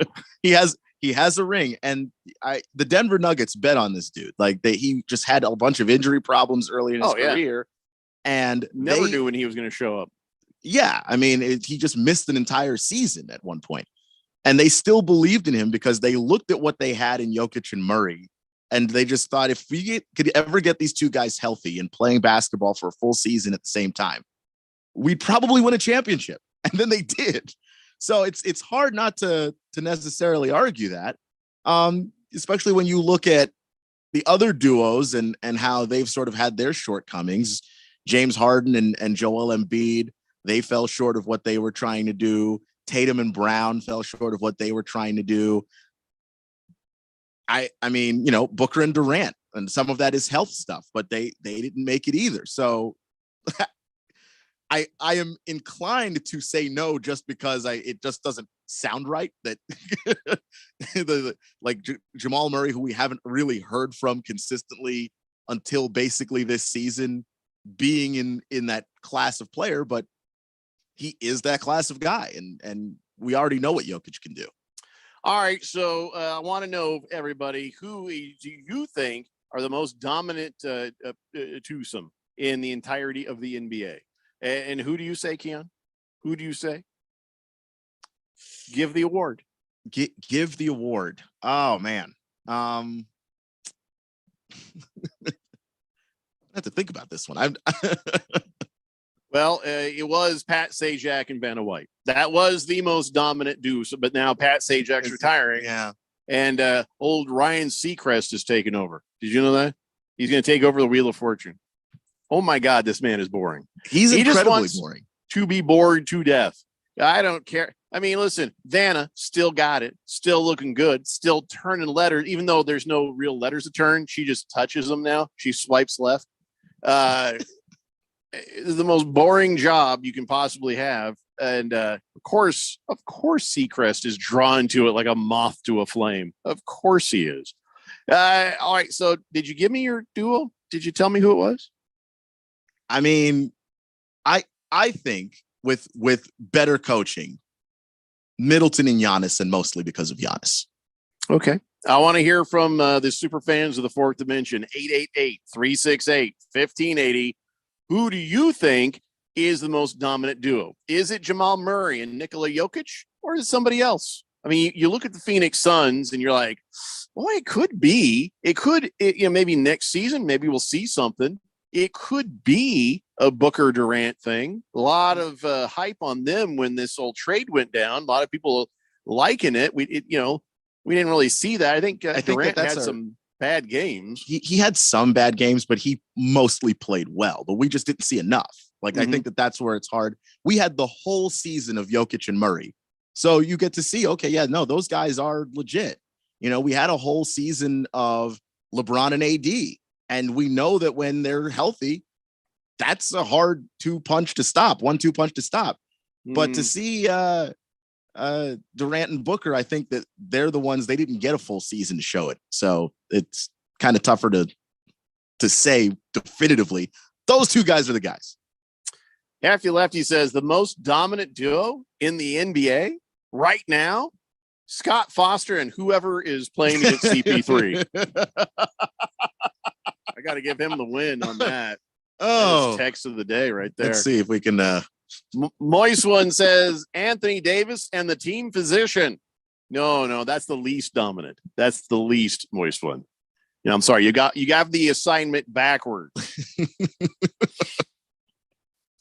Anyway, 888-368-1580. I'm trying to think, but yeah, I don't know if there's duos anymore. I don't know if there's most dominant duos. I think we have a lot of duos because we don't have the super dominant? teams. I mean, as far as the league right now, if you have a 1-2 punch, you're probably you got two superstars on a team, you're probably a contender. To that point, the NFL Blitzer says, I hate to say it, but Steph Curry and Klay Thompson, that is more like a 1.5 punch, not a 1-2 punch. Steph because Curry, Klay Thompson is streaky. He's a brick-o-matic some days, and other days he's Hall of Fame. And ever since he got injured, he's not the defensive player he used to be either. So it just kind of it adds up on him. I think Steph and Klay 2016, 2017, absolutely. Like, not even a question. Steph and Klay now, like Steph, it's kind of like my Middleton Giannis thing. It's like Steph is doing most of the heavy lifting in that duo. Yeah. And, I don't know. I mean, I think Klay Thompson, how old is he now? He doesn't seem like he's that old, but is he getting elderly for at least NBA years? Because I don't think he's coming back to be that 2 punch for Steph Curry. Steph Curry is always going to be a sniper. Yeah, Steph Curry's a circus freak. He's 33. Klay's 33. Yeah, and he tore his ACL and just hasn't been the same guy since. Right. So it's probably not going to be back at that point. No. Sorry, Erectinator. Moisman beat you to it. He says AD in his street clothes. Again, the opposite of the assignment. That is not what we're looking for. 888-368-1580.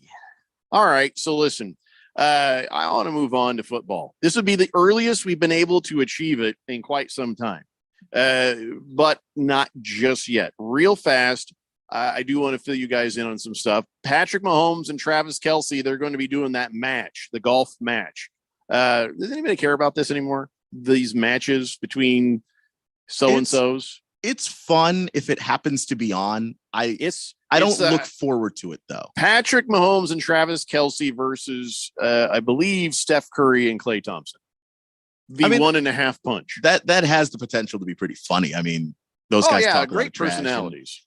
But outside of that, I mean, the match is not the draw that it used to be. But if I'm home and it's on, I'll probably watch it. I mean, Patrick Mahomes, good personality. Travis Kelce, he's funny, actually. Steph Curry, the lights are on. Klay Thompson, you feel like that's a place where good ideas go to die. Right there in that cranium. I don't know about that. But, I just don't see myself like you going out of my way to watch this. You know? I would have to be home and there would have to be nothing to do. I might actually just play a video game before I watch that. So I don't know. Yeah. Oh, hey, Moist One's got, now he's getting it. He's like, okay, most dominant duo, Draymond Green and Steve Adams nuts. Well, Draymond Green and a lot of guys nuts. And then you think about CP3 and a lot of guys nuts. Specifically Steven Adams, he's kicked him like 3 times. Oh, what about Ginobili? Remember how bad that was? Like, he lifted Ginobili up off the ground. Yeah. I mean, how Ginobili was able to walk after that is impossible to me. That's why I always say he got kicked in the Ginobilis. Ooh. Hefty Lefty says, I'd pick Fox and Sabonis next season. They're going to be the next version of Murray and Jokic.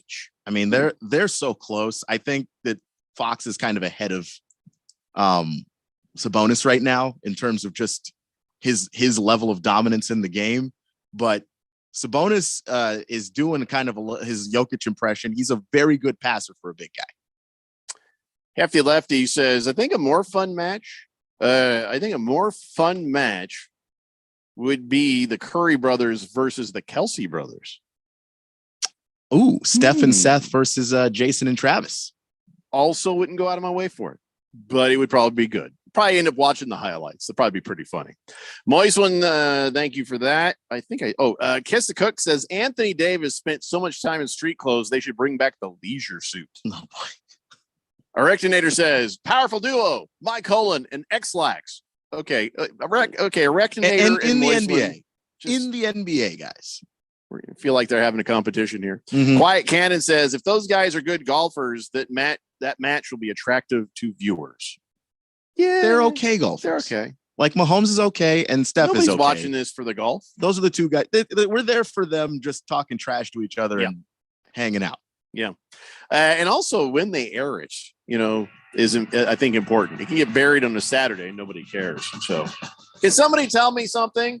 Who the hell is DJ Khaled and why do I care that he is now the Ryder Cup ambassador? I mean, I know he's supposed to be a rapper, singer, hype man. Yeah. I don't know who he is or what he does. Hype man / producer. And How does I don't he end know. up in all this music? He hasn't been relevant in like 3 or 4 years. Has anybody gone out of their way to listen to a DJ Khaled song in the last half decade? Because I haven't. He doesn't look like anybody who golfs without a very large cart. You know what I'm saying? I mean, you're not wrong. I don't know why. Is this matter to anybody? I don't know why this is even a headline. Who is he bringing in that was going to watch the Ryder Cup? Yeah, who goes out of the way for him? He just ends up on other people's stuff all the time. I don't know. All right, listen, that's 2 hours down and 1 to go. It's the Daily Blender here on 1580, The Fanatic. Next up, Straight Talk from Doug. Ever notice that saying no offense is offensive? Like, no offense, but you're overpaying for your wireless. See? Offensive. That's the Straight Talk Talkin'. Get unlimited plans as low as $35 a month from Straight Talk on America's most reliable 5G network. Available at Walmart and Walmart.com. On the $35 plan, first 10 gigabytes data at high speed, then 2G speeds. Refer to the latest terms at StraightTalk.com. Based on most first place rankings, Root Metrics, second half 2022 assessments of 125 metros. Experiences vary, not an endorsement. ADOT's I-10 Broadway Curve Improvement Project is in the works. It's an 11-mile stretch of Interstate 10 between Loop 202 and I-17. When complete, your travel time through the area will be reduced. Access to Sky Harbor, retail centers, and colleges will be improved. And the region will be able to better support a growing economy and more. Keep up with the project and traffic updates at i10broadwaycurve.com and stay ahead of the curve. This message is sponsored by the Arizona Department of Transportation. Hey, I'm Andy. If you don't know me, it's probably because I'm not famous. But I did start a men's grooming company called Harry's. The idea for Harry's came out of a frustrating experience I had buying razor blades. Most brands were overpriced, overdesigned, and out of touch. At Harry's, our approach is simple. Here's our secret. We make sharp, durable blades and sell them at honest prices for as low as $2 each. We care about quality so much that we do some crazy things, like buy a world-class German blade factory. Obsessing over every detail means we're confident in offering a 100% quality guarantee. Millions of guys have already made the switch to Harry's, so thank you if you're one of them. And if you're not, we hope you give us a try with this special offer. Get a Harry's starter set with a 5-blade razor, weighted handle, shave gel, and a travel cover, all for just $3 plus free shipping. Just go to harrys.com and enter code TRUST at checkout. That's harrys.com, code TRUST. Enjoy. Red, white, and dew savings are happening now at the Home Depot. Prep for all the summer guests and gatherings with up to 60% off select patio sets now at the Home Depot. Shop and save on a wide variety of sets and styles to find what suits your patio best for another season of hosting with the most. Find the perfect pieces for your space with up to 60% off select patio sets. So sit back and relax into red, white, and dew savings happening now at the Home Depot. How doers get more done.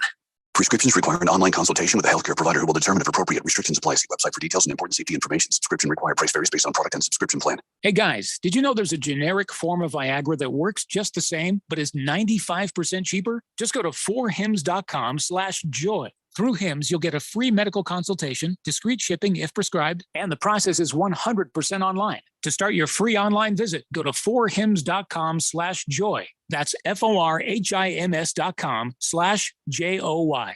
KQFN Tempe. Also transmitting on K25CD Phoenix at 99.3 FM. And K24EU Fallon Hills at 95.9 FM. It's time for the third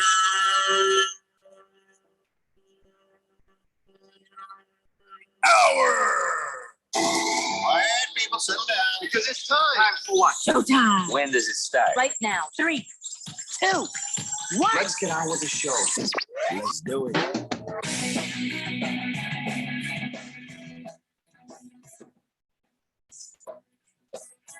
right, everybody, it's 5 o'clock here on the Daily Blender. And your good friend, your radio pal, Jeffrey O'Brien, alongside not Randy Lights. He'll be back tomorrow. We got Keon Rose in the control room, and you guys are on the Fanatic text line, 888-368-1580. Broadcasting live in the Harmon Solar Studios in Scottsdale. Booger Wolf, we're done with that. We're not talking about the most dynamic, powerful duo in the NBA anymore. My mom's not even in the NBA, although you're not wrong. He says the most dynamic duo is my mom and a 12-pound tomahawk steak. Is that euphemism for something? Or is he just talking about an actual steak? I think he's talking about an actual steak, but it's Booger Wolf. So Jesus Christ, I better. So who can say really? Somebody else needs to Google that. I'm not Googling it. I'm afraid to Google it. Does that sound dirty? Nope. That's a real thing. Okay, good. I didn't ever heard of a 12-pound one, but my mom, yeah, she does love some beef. I love some beef. Runs in the family. So whatever, Booger Wolf. By the way, you suck. Hefty Lefty says, I think the biggest point for Murray and Jokic being number one right now is that they complement each other's games perfectly, probably better than the rest. Well, you are also. Wait, was he a fan of? Oh, he's a Laker fan. All right, I was going to say, never mind. And Big he got George to see firsthand. Yeah, Big George says, don't you besmirch the name of DJ Khaled. Is it Khaled or Khaled? DJ Khaled, but who cares? What? Yeah, nobody cares. He says, he and I both grew up in Dr. Phillips, Florida. He's my homeboy. No, you didn't. You went to Mesa Mountain View High School just like I did, George. What are you talking about? Grew up. I'm going to start calling you Florida man, if that is true. All right, I was wrong. I thought it was time to talk NFL, stuff. I thought it was time to talk about that stuff. And I'm starting. Okay, that's it. Booger Wolf, Licky Lips Johnson, and Erectinator are all the same person. I have confirmed it. I'm not going to read your guys' text anymore. All right, because they just sent a bunch of texts in a row. And they were all the same text. No, Licky Lips said another one, Jeffrey, and then Erectinator says, and another one. Well, that just confirms it, that Licky Lips Johnson and the Erectinator and Booger Wolf, all the same people, as I suspected. And I'm just not going to read your text anymore because I'm disappointed. Thundar Santa Barbarian says, most dynamic duo, Batman and Robin. They'd wreck any NBA team. He's got a bat utility belt. It'd all be fouls, though. Yeah. You grappling hook somebody with something, and that's a foul. Yeah, they're crime fighters. They're not playing basketball. It's not basketball what Batman does to people. Everybody needs to stop now. So here's what I have real fast. Now, most of this is NFL. Most of it is. But there's a few that aren't NFL. But this is not great stories in sports.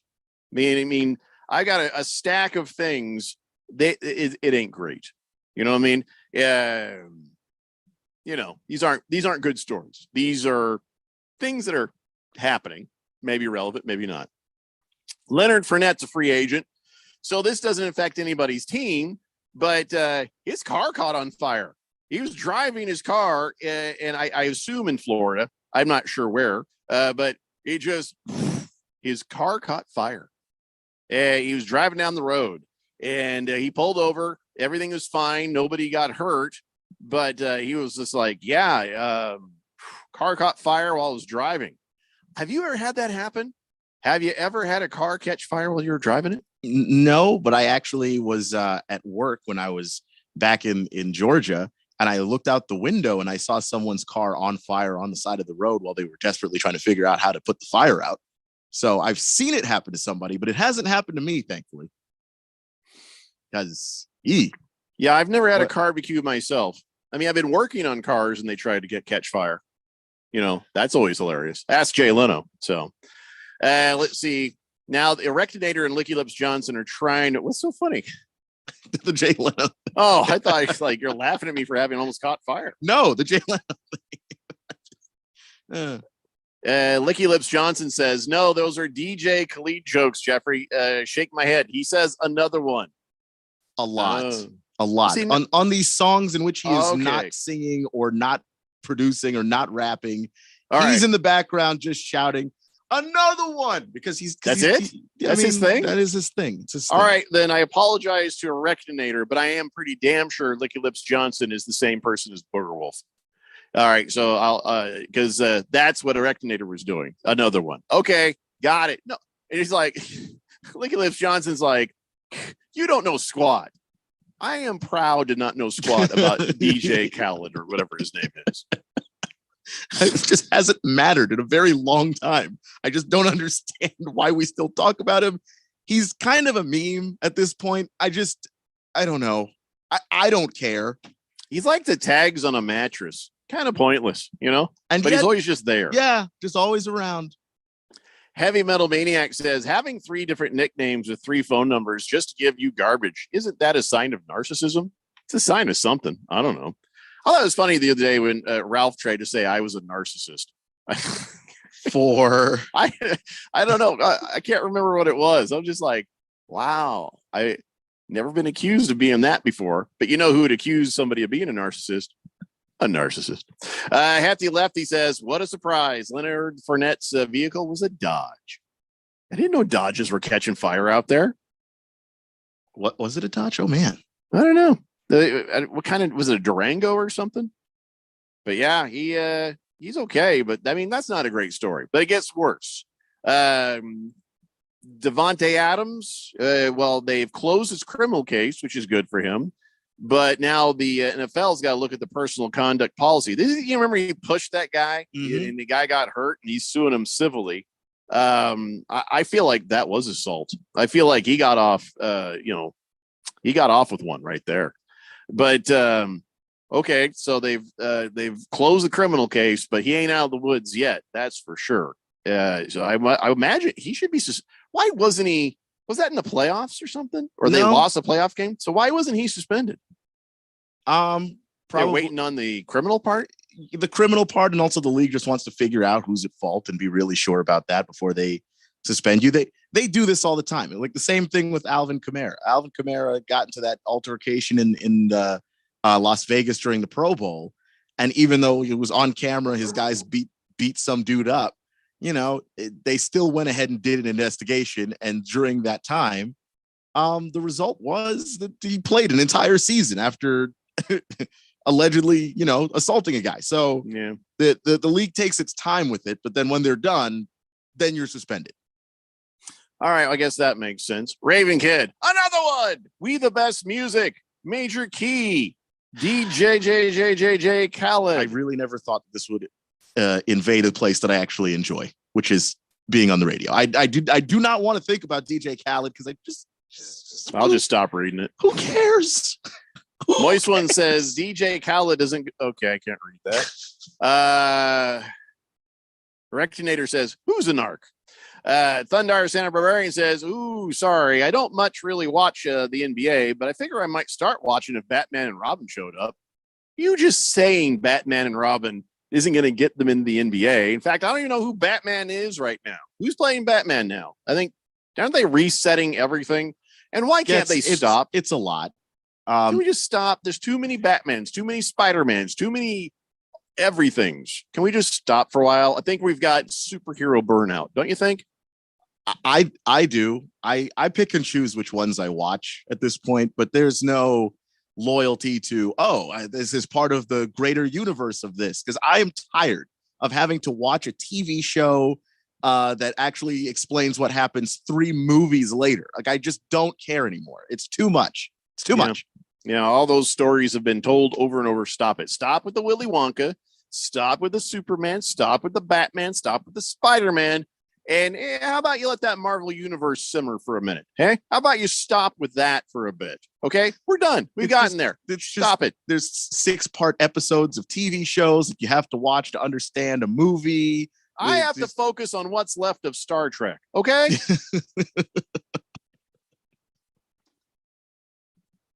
Big George says, my family moved to Florida, first from Chicago. I lived 3 years in Dr. Phillips, Florida, 94 to 97. Then okay, I'm just going to just read that to myself.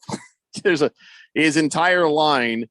And I guess, yeah, He moved to Arizona from Florida in 1997. You could have just started right there. But thank you, George. I'll read that to myself since that is interesting to just me. Hefty Lefty says, I think it was a Durango Hellcat.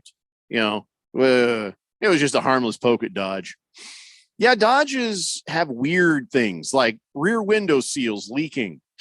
Just, it's like, why is that got to be that should be free no matter if you're out of warranty or not. That's silliness. Cardinal Art says, we the best, Keon. Are we? If we're quoting DJ Khaled, are we really?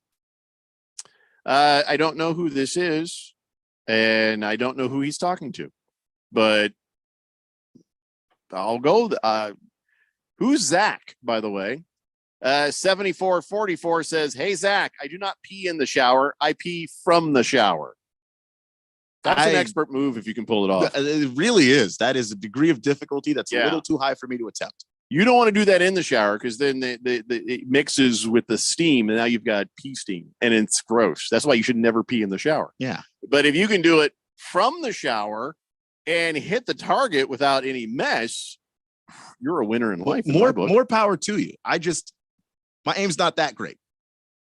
No, I've got great aim. It's good enough. I'm proud of my aim. Like I'm very proud. If I'm directly in front of the toilet, like, yeah, I'm not going to miss, but from the tub, yeah, I don't know about that. Raven Kid says 1580 AM has gone down once again. Hey, you stay out of it personal life. The Erectinator says, worst Batman, the guy from Geely. Ben Affleck? Really? He's the worst? You didn't see Val Kilmer's then, huh? All right. Thank you, Blissful Haze. Everybody's letting us know 1580 is down again. And I told you it might happen. You know, they're trying to get that stuff figured out. Big George says Dodges are superior vehicles to all other American auto manufacturers except for Cadillac. I miss those Dodge commercials with the Dodge brothers. Listen, I'm a Dodge fan too. But, you know, sometimes certain models have issues, you know, and you just got to always be careful not to get those. Like you talk about a Ram 1500. 2017 was a good solid year, but 16 was hit and miss. 18 was hit and miss. So it's kind of weird that every year, I guess the way they're manufactured, I guess the parts they use, but this thing has an impact. The problem is you don't know it until later. You don't. So like I would rather buy a used one, which I know is in a year that is solid to feel safer than maybe get it extended warranty, you know? Peter Longwood says, Jeffrey, the squirrels died in the antenna transmission site. I don't know. You're not on the radio anymore. Sorry, Peter Longwood. Like I said, they're still working some stuff on. I told you this might happen. So please enjoy the app, the stream, the 99.3, the 95.9, the whatever you can get your hands on. We're still here. All right. Can I get back to this? Another not great story. Carson Wentz. Oh, there's a name I never thought I'd hear again. How about that? Well, he's not on a team. He's got nothing else to do. So he went bear hunting. Can I just say, I know a bear just killed a dude in Prescott, and that's tragic and sad. And the neighbor came over and blew the thing away, as you should. And turns out that bear didn't even have rabies. That bear just decided, I'm going to eat that guy. And if you're in the woods, you're never 100% safe from bears coming at you. You know, that's why whenever I would be up in the woods, I wear a sidearm, always with a hollow point bullet, because not much else is going to even put a dent in stopping a bear, you know, if it comes at you, or a giant cougar. And I don't mean the kind from Scottsdale, talking, you know. Anyway, so Carson Wentz, I guess he went on an Alaskan bear hunt and he shot one, and he had that pose where he's like, hey, look at what I got here. Yeah, it's not a good look. It really isn't. It's kind of a douche thing nowadays to try to be. If you're a big game hunter, you're going after. If you shoot a bear that's coming at you, fair enough, go get it. But just going out on purpose into the habitat of a bear where they're doing nothing but trying to eat some salmon. Hey, look, I had some salmon for lunch today. I enjoyed it quite a lot. I get how the bears feel, but these bears ain't hurting nobody or doing nothing. What are you doing, man? Yeah, it's just like an animal just kind of minding its own business. And it's a little bit different from deer, because deer kind of have already the ability to actually go full overpopulation. So in a lot of ways, you're doing the environment some good by hunting deer. A bear, what good are you doing there? You shoot an elk or you shoot a deer or something, you can eat it. You're like, all right, I can kind of see that. You know, you go get that, you're gonna eat, and that's fair, and you could use the antlers to put on your wall if you like that sort of thing. But what's the point in killing the bear? An Alaskan bear just wandering the wilderness of Alaska, where bears are supposed to be. Now, if this bear had been wandering, say, in downtown Phoenix, yeah, we'd hunt the hell out of that thing before it gets to somebody. But I don't know. I'm sure it was legal, you know, whatever. I'm sure a lot of hunters are going to say, well, you're going to keep the population down. Just not a great look, you know, especially if has he ever beaten the Bears at football? Does he have any W's? Carson Wentz is undefeated against the Bears, including this one, I guess. Are you serious? Carson Wentz has never lost to the Bears. That is just okay. Well, now he's allowed to shoot a bear. He's allowed to shoot the bear. I guess even this past season, he broke his finger and he was horrible against the Bears, but he did beat them. Yeah. Weird. That is stunning. That is stunning. I didn't think he'd be undefeated against anything. All right. Well, still not great news. So, you know, every now and then somebody comes out and they're like, you know what? They just got to speak up. And this guy decided to speak up. And he says, listen, I just got to share my thoughts on the debate over trans women competing in sports against, regular women. And if you're, everybody gather around, I'm going to tell you what I think. I'm going to give you my thoughts, says Lance Armstrong. I mean, to me, you're going to talk to us about fairness in sports? Right. Really, Lance? It doesn't even matter what he said. It doesn't Losing matter. a testicle did not give you the, hey, I'm a testicle short. I should be able to take steroids and threaten anybody who tries to expose me all I want. I only have one nut. Oh, no. Lance Armstrong did so much worse than that. He wasn't even taking steroids. He was blood doping. Oh, that's right. Yeah, he was drawing his own blood, freezing it for later, and then putting it back. So he had an oxygen advantage over everybody. I mean, granted, it happens a lot in cycling. So, I mean, there's a lot of cheating in that sport is what I'm trying to say. But the point is he cheated. Talking to you about cheating. Listen, fairness on any level. There's a debate to be had about the transgender, situation with sports. You know, there's some of the stuff that we just don't understand. And there's some stuff that, there's going to be disagreements about. I kind of feel like we need to take a pause and we need to understand things better. And then we also need to sort of set guidelines of when something happens, but there's a lot of dumb on one side where they're like, oh, he's just trying to win medals. Oh, really? He decided to become a woman just because he thought it might be a good way to win a medal. Yeah, I don't think that was it, but is it fair? Maybe not. So there's two ways to go on this. It's about when the transition happens. It's about, testosterone or estrogen or whatnot. And we got to figure out, a guideline for everything so we can be fair.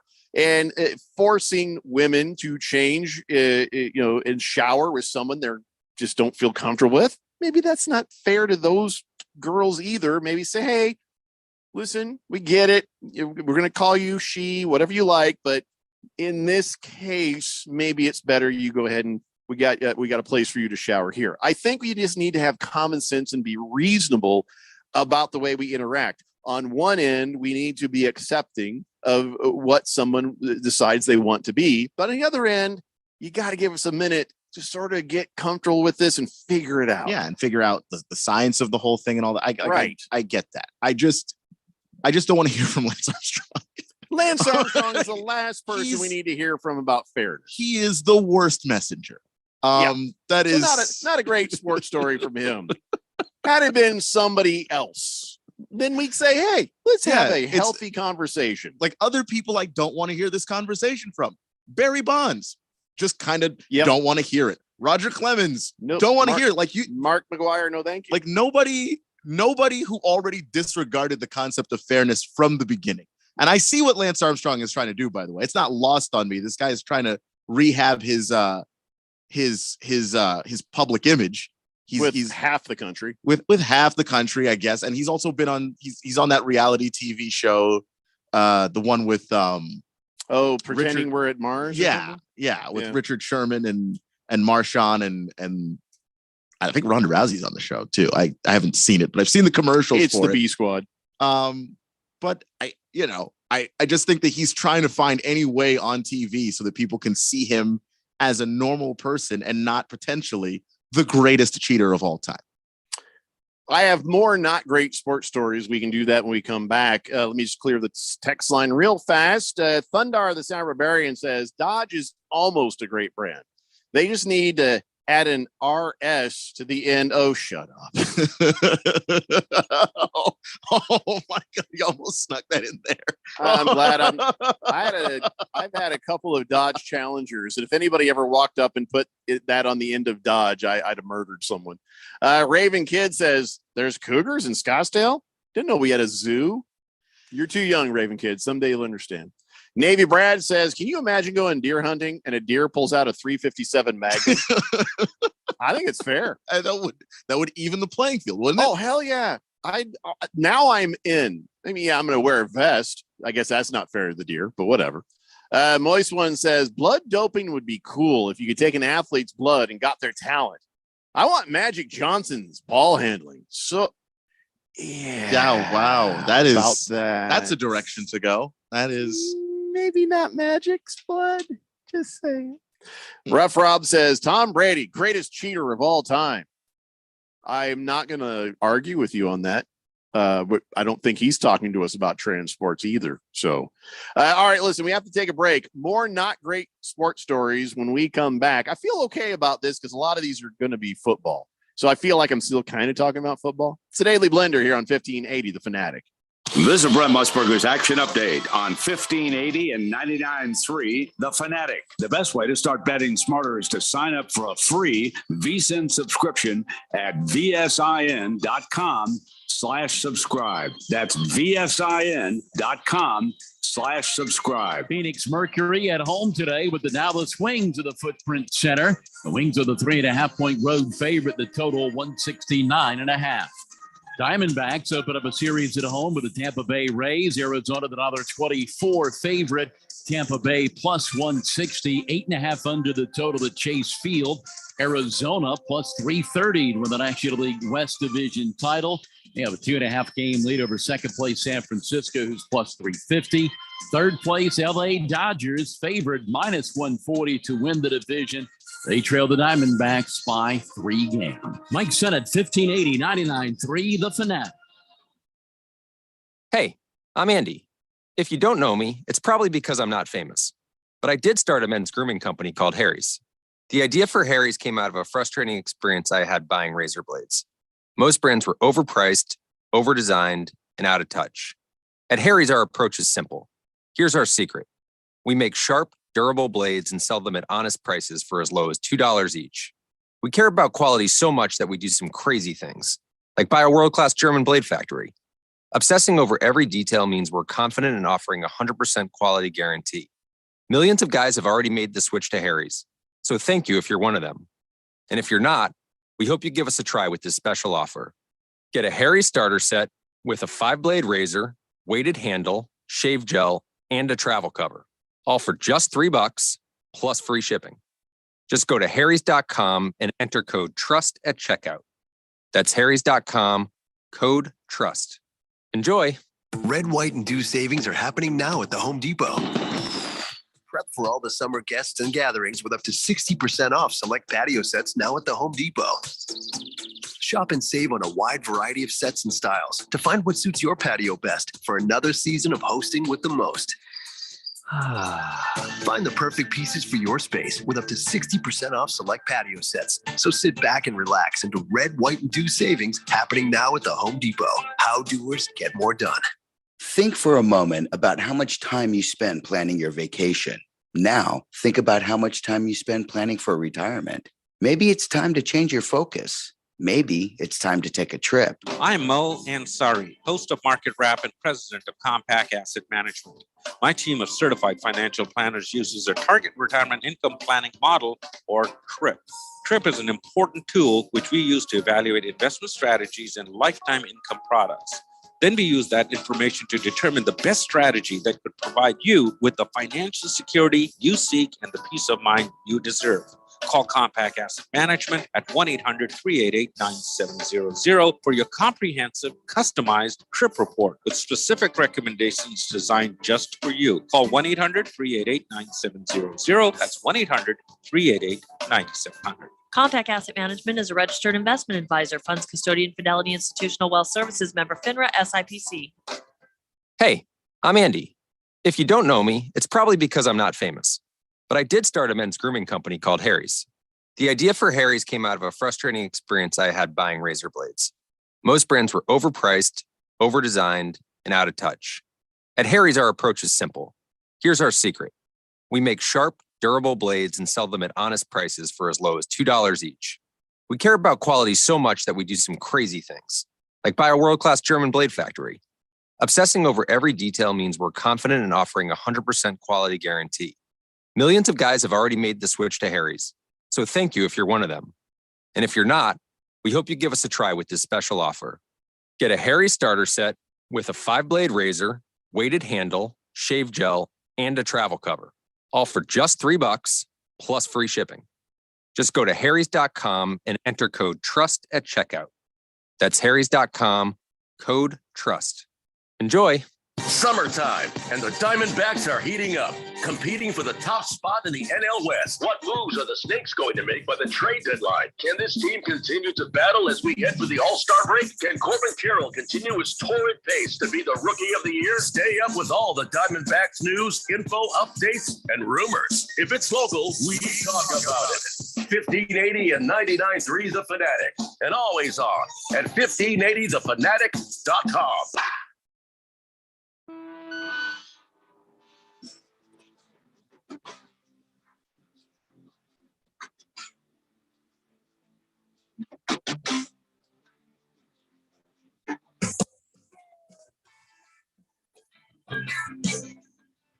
Hey, Blender here on 1580 The Fanatic. Quiet Cannon says, you know, those rear engine cars are the ones that catch fire. You're driving down the road, you don't even know your engine compartment's on flames. I don't think the Dodge Durango Hellcat is a rear engine. I guess I could see how you'd think that could be an issue. How many rear engine cars are there these days? There can't be that many, right? Oh, those are usually them fancy schmancy sports cars, maybe. I don't know. Or some older ones. 888-368-1580. Some not great stories in sports. Everything just kind of feels like, oh, this ain't great. You know, like this whole Zion Williamson thing with this. He had a thing, I guess he has a type. Porn stars, right? So he's hanging out with one porn star, and then he gets with another porn star, knocks up the other porn star, and decides, well, I guess this human trampoline is going to be the baby mama, and then I got to stop seeing this other porn star, right? So then this woman, Mariah Mills, she just goes ballistic. She's angry. She's the jilted other porn star, and she's upset. Oh, she's calling him out on the social media, saying, "Oh, you cheating on her with me, and you better hope I'm late in my period. You better hope I'm not pregnant." And just airing out so much dirty laundry. It was just uncomfortable, right? And she is just torching him, threatening, I'm going to release a sex tape of everything. Oh, I've got everything. And, the Pelicans are going to dump you because of this. No, they're not. No, it won't be because of that. Okay. So now, it got quiet for a day or two. You didn't hear about Mariah Mills, did you? No. Like, all right. Seems like the storm may have passed or just gotten full potential. And so then I see his story. Adult film star Mariah Mills gets tattoo of Zion Williamson's name on her face. Right here. Right here. Why? I'm pointing to my right cheek, right down the jawline towards the chin. And Zion. She is every kind of crazy, man. That is every kind of crazy. You have blasted him on me. You're angry. He just had a baby with someone else. You said you were cheating on. Yet, I think the thing to do would get his name tattooed on my face. Why not? That seems like a very wise choice. I That's think not great. That's not great. no, of course it's not. What Why is would you do happening? I don't even know anymore. I don't even know. I saw some of her string of tweets. Someone took a screenshot because they were like, you won't believe she's basically tweeting every 5 minutes about Zion. She's insane. And basically she's the human version of a COVID test. You know what I mean? Or the human version of a pregnancy test. You just shake it, you look at it. Oh yeah, positive. That Zion thing in her face. Yeah, positive. She's crazy. She has tested positive for the crazy. Dear God. She's insane. Yeah. It's very nicely done though. It's a very nice, like you write it out on a piece of like a transferable thing, and then they stick it to your face, and then they go in there and tattoo after that. Unless it's some sort of a henna thing, she is out of her damn mind. It is and even if it's henna, it's a second level of just desperate attention, hopeful, crazy. She's crazy. I mean, she may not even be wrong. She's crazy. I mean, yeah, even if she's not wrong, let's just say she's not wrong for the sake of argument. What she is doing essentially is helping herself. How? Like nothing she's doing is making her look like she's right. Yeah. If some woman did that, you think I'd be like in my happy marriage over here with my beautiful wife, and somebody tattooed my name on their face, I'd be like, hey, well, that changes everything. All of your tweeting and your harassment and your texts and your phone calls and in the online social media and all that stuff, that is just wrong. Oh, tattoo on your face? My name? Well, hello, lady. Now we're talking. Yeah. I mean, a lot of people said that she was trolling him, but like, how does it troll him for you to have his name permanently on your face and he's not even paying attention to you? Crazy.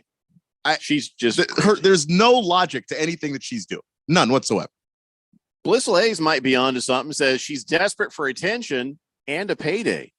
Has she asked him for money? All I've seen her do is call him out for just whatever. She hasn't asked for money that we know of. And part of this is if you handled it discreetly and was just like, listen, I'm going to leak this stuff, but you told him privately, that would lead you to have the leverage. It's all out there now. What payday? He hasn't committed a crime against her. So like what payday? No, you're right. And it's all out in the public now anyway. Yeah. So she's whatever left. The leverage of this kind of stuff is your reputation is good and I'm going to ruin it. She's already ruined it. He would have to be parked in a handicapped spot on top of somebody in a wheelchair. There's nothing that she hasn't already exposed or said, and nobody cares. Just seems like a bad choice in women. That's all. Nobody cares. Heavy Metal Maniac says the girl is Looney Tunes and she is 2 pancakes short of a full stack. She needs some psychological help right there. But yeah, she cray, as the kids like to say. So that's not a great sports story. Here's another one. Antonio Brown's arena football team. Now they're going to sue him, even though I thought he owned it, but all the people that were on the team are now going to sue him because he reversed their final paychecks. He stopped payment on the final paychecks. They're going to probably win that lawsuit. I don't understand why he bought the team in the first place outside of trying to get attention and be somewhat relevant again. There is somebody, a wide receiver for the Empire says, I think this was his plan all along. He does this stuff for social media attention and he wants to sell his rap songs. I think he just does that. It's the type of guy he is. No one trusts him anymore. It's hard for him to get any future deals because, well, everybody knows who he is as a person. Maybe, but this seems like he's walk in and ruin a bunch of people's lives for no reason. I mean, speaking of a person whose marbles are not all in one place, I mean, he's right up there because nothing he's doing makes any sense either. I mean, he ruined their lives for, if you were to believe this one wide receiver, to be able to sell his music. but nothing about this makes you want to have anything to do with him on any level. As a listener, as a person watching him play ever again, I can't take it anymore. I am not talking about Antonio Brown ever again. That's fair. And what else is there to say? I thought I might have said that in the past. I mean, the thing is, but who knew? He finds a way to be so much more outrageous than the last time you saw him that you're done with him. You want to be done, but it's like the last time we see Antonio Brown on a football field, he's walking off shirtless, throwing his equipment, up into the stands. And then we think, now we're done talking about Antonio Brown. Then he's holed up in his house and the police are outside. So then they say, now we're done talking about Antonio Brown. Then he buys an indoor football league team and then doesn't pay anybody and then gets the team kicked out of the league. Like, he keeps somehow finding the next level to up the ante. And you just, I don't even know. I have to stop this. I have to stop. I didn't even talk about, there were stories in the past few weeks where he's going back, talking about Tom Brady again, talking about the Bucs, talking about this, talking about everything. It's just like, I'm just not going there. Can't do it anymore. I feel bad for that indoor football team. I feel bad for them.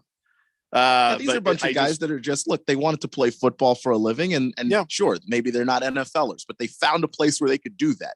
And then Hurricane Antonio Brown showed up and just destroyed everything. I feel bad for those guys. I don't want to give him any more airtime, to be honest.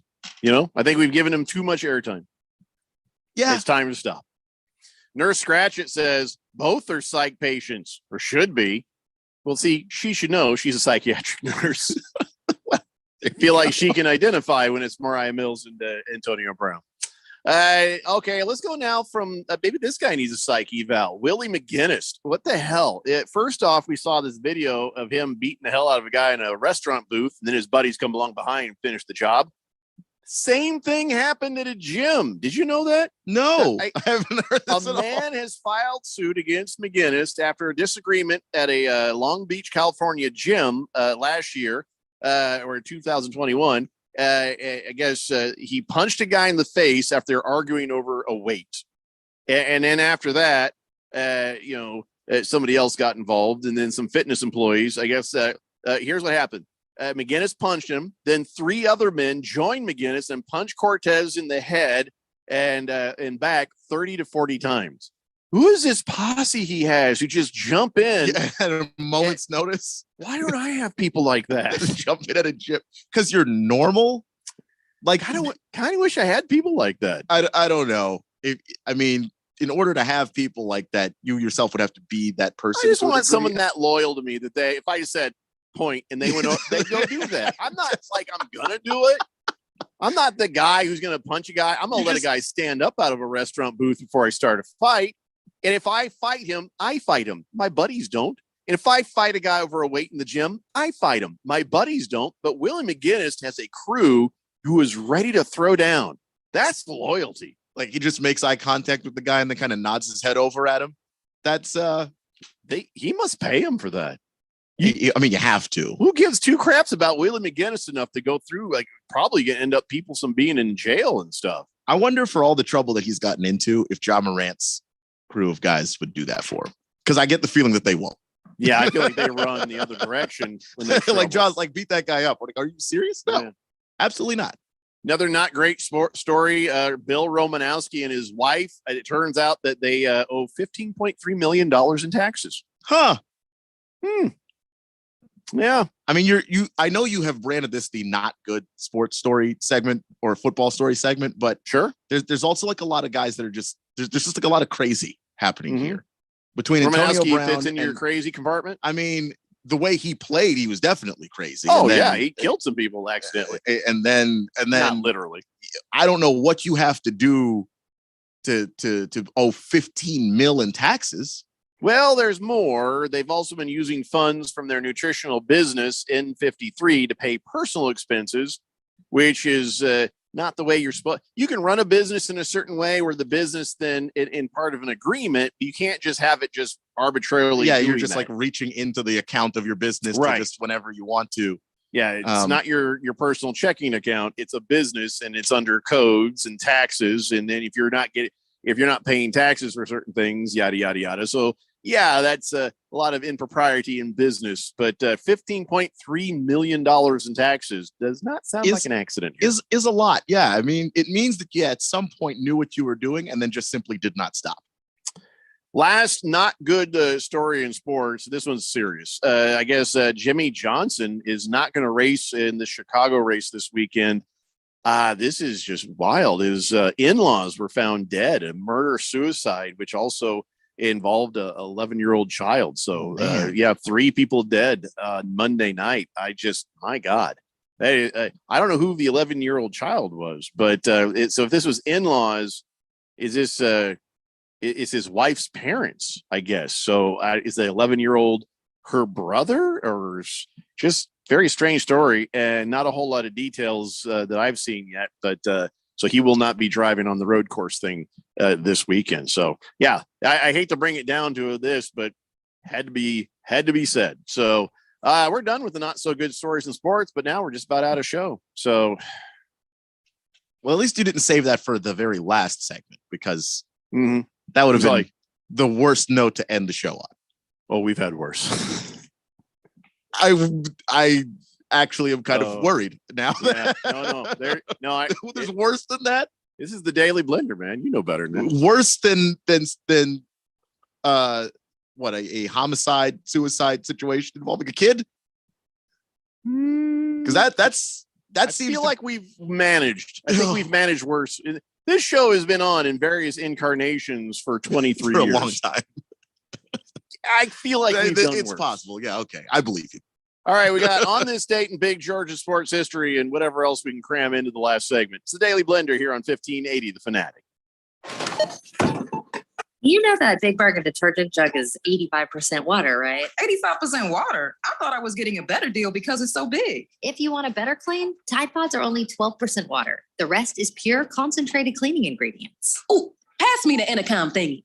Attention shoppers. If you want a real deal, try Tide Pods. Don't pay for water, pay for clean. If it's got to be clean, it's got to be Tide Pods. Water content based on the leading bargain liquid detergent. Red, white, and dew savings are happening now at the Home Depot. Prep for all the summer guests and gatherings with up to 60% off select patio sets now at the Home Depot. Shop and save on a wide variety of sets and styles to find what suits your patio best for another season of hosting with the most. Find the perfect pieces for your space with up to 60% off select patio sets. So sit back and relax into red, white, and dew savings happening now at the Home Depot. How doers get more done. Hello, everyone. Desert Equity Lending is back again with a mortgage product that we have all been waiting for. We are excited to offer once again the no document loan that we all remember from years ago. That's right. It's a true no document loan. Remember when stated income loans were available? They were the most popular mortgages available for self-employed, as well as for those borrowers that couldn't quite show enough income to qualify using regular underwriting guidelines. This new no doc loan is changing the way people get approved for a mortgage. Listen to this. No income, no problem. No tax returns, no problem. It doesn't take perfect credit to qualify either. If you have a good down payment and decent credit, you need to call now. These mortgages are being approved for primary residence as well as a second home. We are doing it the old-fashioned way. We use common sense underwriting to approve what other banks walk away from. Call 602-509-3000 to talk with a real person that can get you answers in hours, not days. That's 602-509-3000. Make the call. You will be glad you did. Desert Equity Lending. Desert Equity Lending, MB 0906989, NMLS 1733369. Conditions and restrictions apply. Well, Mrs. Grayer, nothing on the x-ray that pinpoints the source of the pain. Let's send you to our lumbar expert. After reviewing the x-rays, I can't see anything wrong. Let's give you a steroid shot for the pain and send you to the lab for some blood work. Tired of the runaround? How about trying a new approach?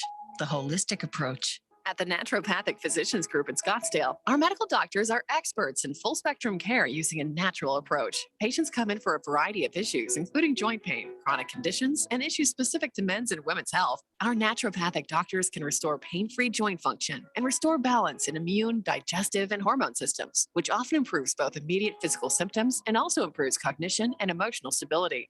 If traditional medicines aren't working, don't you think it's time to start feeling like yourself again?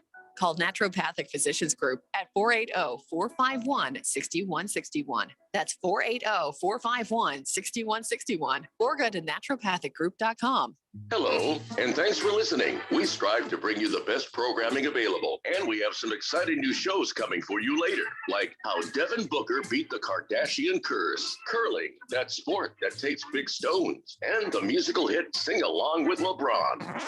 Be listening for them. 1580 and 99.3 The Fanatic, and always on at 1580thefanatic.com.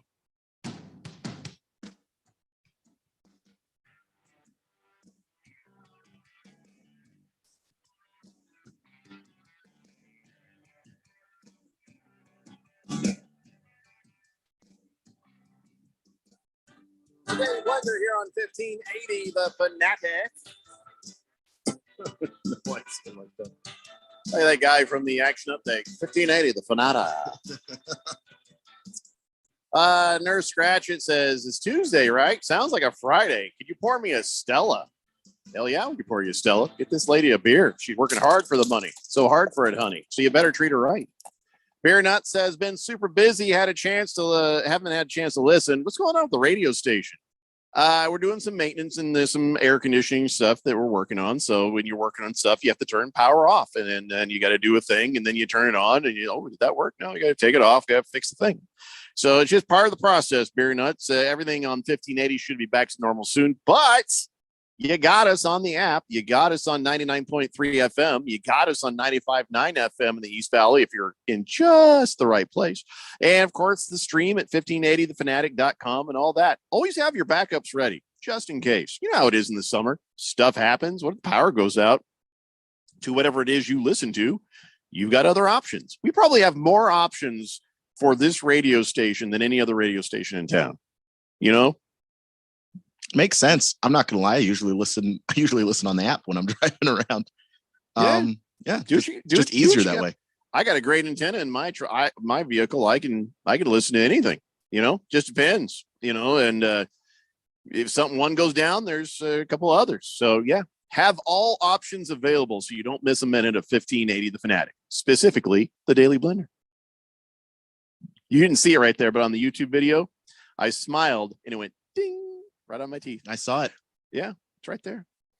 Kiss the Cook says, hey, now there's a West Virginia royal wedding for you. Antonio Brown and that crazy chick. Don't give anybody any ideas. Please, I'm begging. I'm not talking about Antonio Brown anymore. No more. Can't take any more. Too much crazy. Thundar the San Barbarian says, you got a crew like that, Jeffrey? No, I don't. I was saying in the last segment, I wish I had a crew that if I just point that they go over and beat the hell out of a guy like Willie McGinnis has. He says a Rectinator, Licky Wolf, whatever his name is, always ready to fight with you. Not exactly like fighting for you, but he reliably gives you hell on the text line. Yeah, that's a good point. Yeah. My only problem with those guys is that you'll point at the person you want them to beat up, and they'll somehow turn around and beat you up. That's right. Those are problems nobody needs. That is counterproductive if I'm trying to be like Willie McGinnis. And, seriously. Hey, listeners, I give you all them not so great sports stories. Let me give you a nice one. Can I give you a nice one? Here's a nice sports story. So I guess there was this sporting event, track and field, European Championships took place in Poland over the weekend. And so, people are running, throwing javelins and jumping stuff and doing stuff, track and field, like the Olympics. And I guess the Belgian team had a couple of people on the team injured. And they're like, okay, well, listen, you're going to end up forfeiting. You're going to be disqualified unless somebody in your team comes out and runs the 100-meter hurdles. So, okay, fair enough. Somebody's got to step up. And Jolene Bukuba, she's like, all right, I'll do it. But she's a shot putter. Mm-hmm. And she looks exactly like you think a shot putter would look. She just picture a shot putter, a solidly built person, and then maybe a little taller because she's kind of tall. Yeah. Oh, beautiful smile. And let me just tell you, she was just like, I got this. So she goes out there and she ran the event. They were not disqualified. But if you get a chance to see the video, she's like, I'm going to clear every hurdle carefully. Yeah, because I think what it is with the event and the reason why they needed someone to do it is because if you finish it, you get points. I mean, you get more Just points for finishing. if you win, but you get some points for finishing. But the team could also be disqualified from the entirety of the events if they didn't have somebody in it. Yeah. As a team, they could be disqualified. So she did it, and boy, she ran up to those hurdles, and it was the most awkward clearing of the hurdles, but damn it, she cleared them all. She had the best smile. She knew. She's like, you guys go on ahead. I'll be there in a bit. And she did. And the other competitors were giving her high fives at the end. But that was just kind of nice to see. It's like, you know what? She stepped up. She got it done for the team. They didn't get disqualified. I don't know how their team fared. I think, at the end of everything, but at least they weren't disqualified. So good for her. Jolene Bohm-Quo, I think is how you say her name. She did a great job. I feel like I would do the same, exactly that same speed. Just, yep, here's one. Yeah, I'm over it. Okay, here's another one. Yeah, I'm over it. Ooh, scrape the boys there a little bit on that one. I better get a little more of a running hot start on this next one. She didn't even make one wobble. She just really cleared them all perfectly. That's I respect that. I do. She just wanted it to be over. I'm gonna get it done. She's tall, which helped. Yeah. So she didn't have to leap as much as just sort of like, yeah, I'm over. Boomer Sooner says, great story about that girl, Jeffco. He says, by the way, Jeffrey, it's kind of ironic. I used to sell server racks to Verizon and all the cell phone companies. Also, the air conditioners that fit on the outside of your cell site, cowards on top of a mountain somewhere. What? I think that was probably voice to text. Has to be. I don't think you're going to. By the way, we're not on a cell site. I'm not going to talk about where it is and what it is, but it's a actual radio station site. Nothing to do with cell site. But he says, I'm pretty familiar with what you guys might be going through right now. Well, you don't even have to be in the business, Boomer Sooner. I appreciate that, though. Air conditioning is a vital part of running a radio station because the transmitter, the 50,000 watt transmitter, it does generate some heat. And if it's in its area generating all that heat and there's no air conditioning, that's going to go bad for quite some time. So just taking care of some stuff, working on the backups, yada, yada, yada. It's nothing you guys need to worry about. But I appreciate that, Boomer Sooner. Thundar the San Barbarian says, I don't think she would have said anything about scraping the boys on a hurdle, Jeffrey. Just a guess. No, that was me if I were doing it, Thundar. I mean, she was Belgian, so, what is that? I don't know what that means exactly. You're too young to remember the 1980 Olympics, the 1976 Olympics, the Eastern Bloc, the Iron Curtain gals. There were some questions. There were some questions. Yeah, I'll just leave it there. 888-368-1580. Oh my God, we are just running out of time. I thought I was going to have more time. Where is it? I got it. I'm ready. Ladies and gentlemen, it's time now for On This Date in Big George's sports history. Back in the year 1894 at 11 o'clock in the morning, American Annie Londonberry set off from the Massachusetts State House in Boston and began her journey to become the first woman to bicycle around the world. The 24-year-old wore a long skirt, corset, and a high collar and carried with her a change of clothes and one pearl-handled pistol. And she made it. All right, this is a longer story than we usually have. She successfully completed her journey 15 months later, 15 months, and she collected a $10,000 prize. A lot of this story is not even true. I looked it up, George. I know you put this here. Much of her story was not, she actually did do the trip, but a lot of people are saying there's no prize. She's just doing this for advertising and she had a sponsor or something. And there's a lot of skepticism if you read up about this, but she did actually do it. And at one point when she was in Iowa, she broke her wrist when she crashed into a group of pigs, and then she had to wear a cast for the rest of the trip. And another thing, she says she was robbed, and they took photos where she staged the robbery so she could show everybody what it was like. There's just a lot of questions about her story, but here's a photo of her right there as she is. See it here. And that is a handsome woman right there. But there's her bike. It's pretty cool. She had her name on the back tire there. It's a nice bike for. What year was this again? 1894. Yeah, that's a nice bike for 1894. It looks a lot like my wife's that she has downstairs. Looks like a pretty modern bike, actually. So the basics are she did go around the world.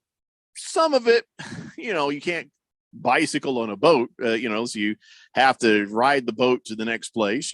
Not all of it can be on the bicycle, but they say she made possibly some liberal use of trains and other transportation. But it's they should make this into a movie. This should be made into a comedy movie. Yeah. Include all the weirdnesses around it. And I think you got something here. I don't know who you'd have star as that gal right there. That is, can't get my focus there. Who is it? Does that look like anybody? Oh, have you ever seen The Good Place? The woman who plays like the computer or whatever? Oh, yeah. Janet.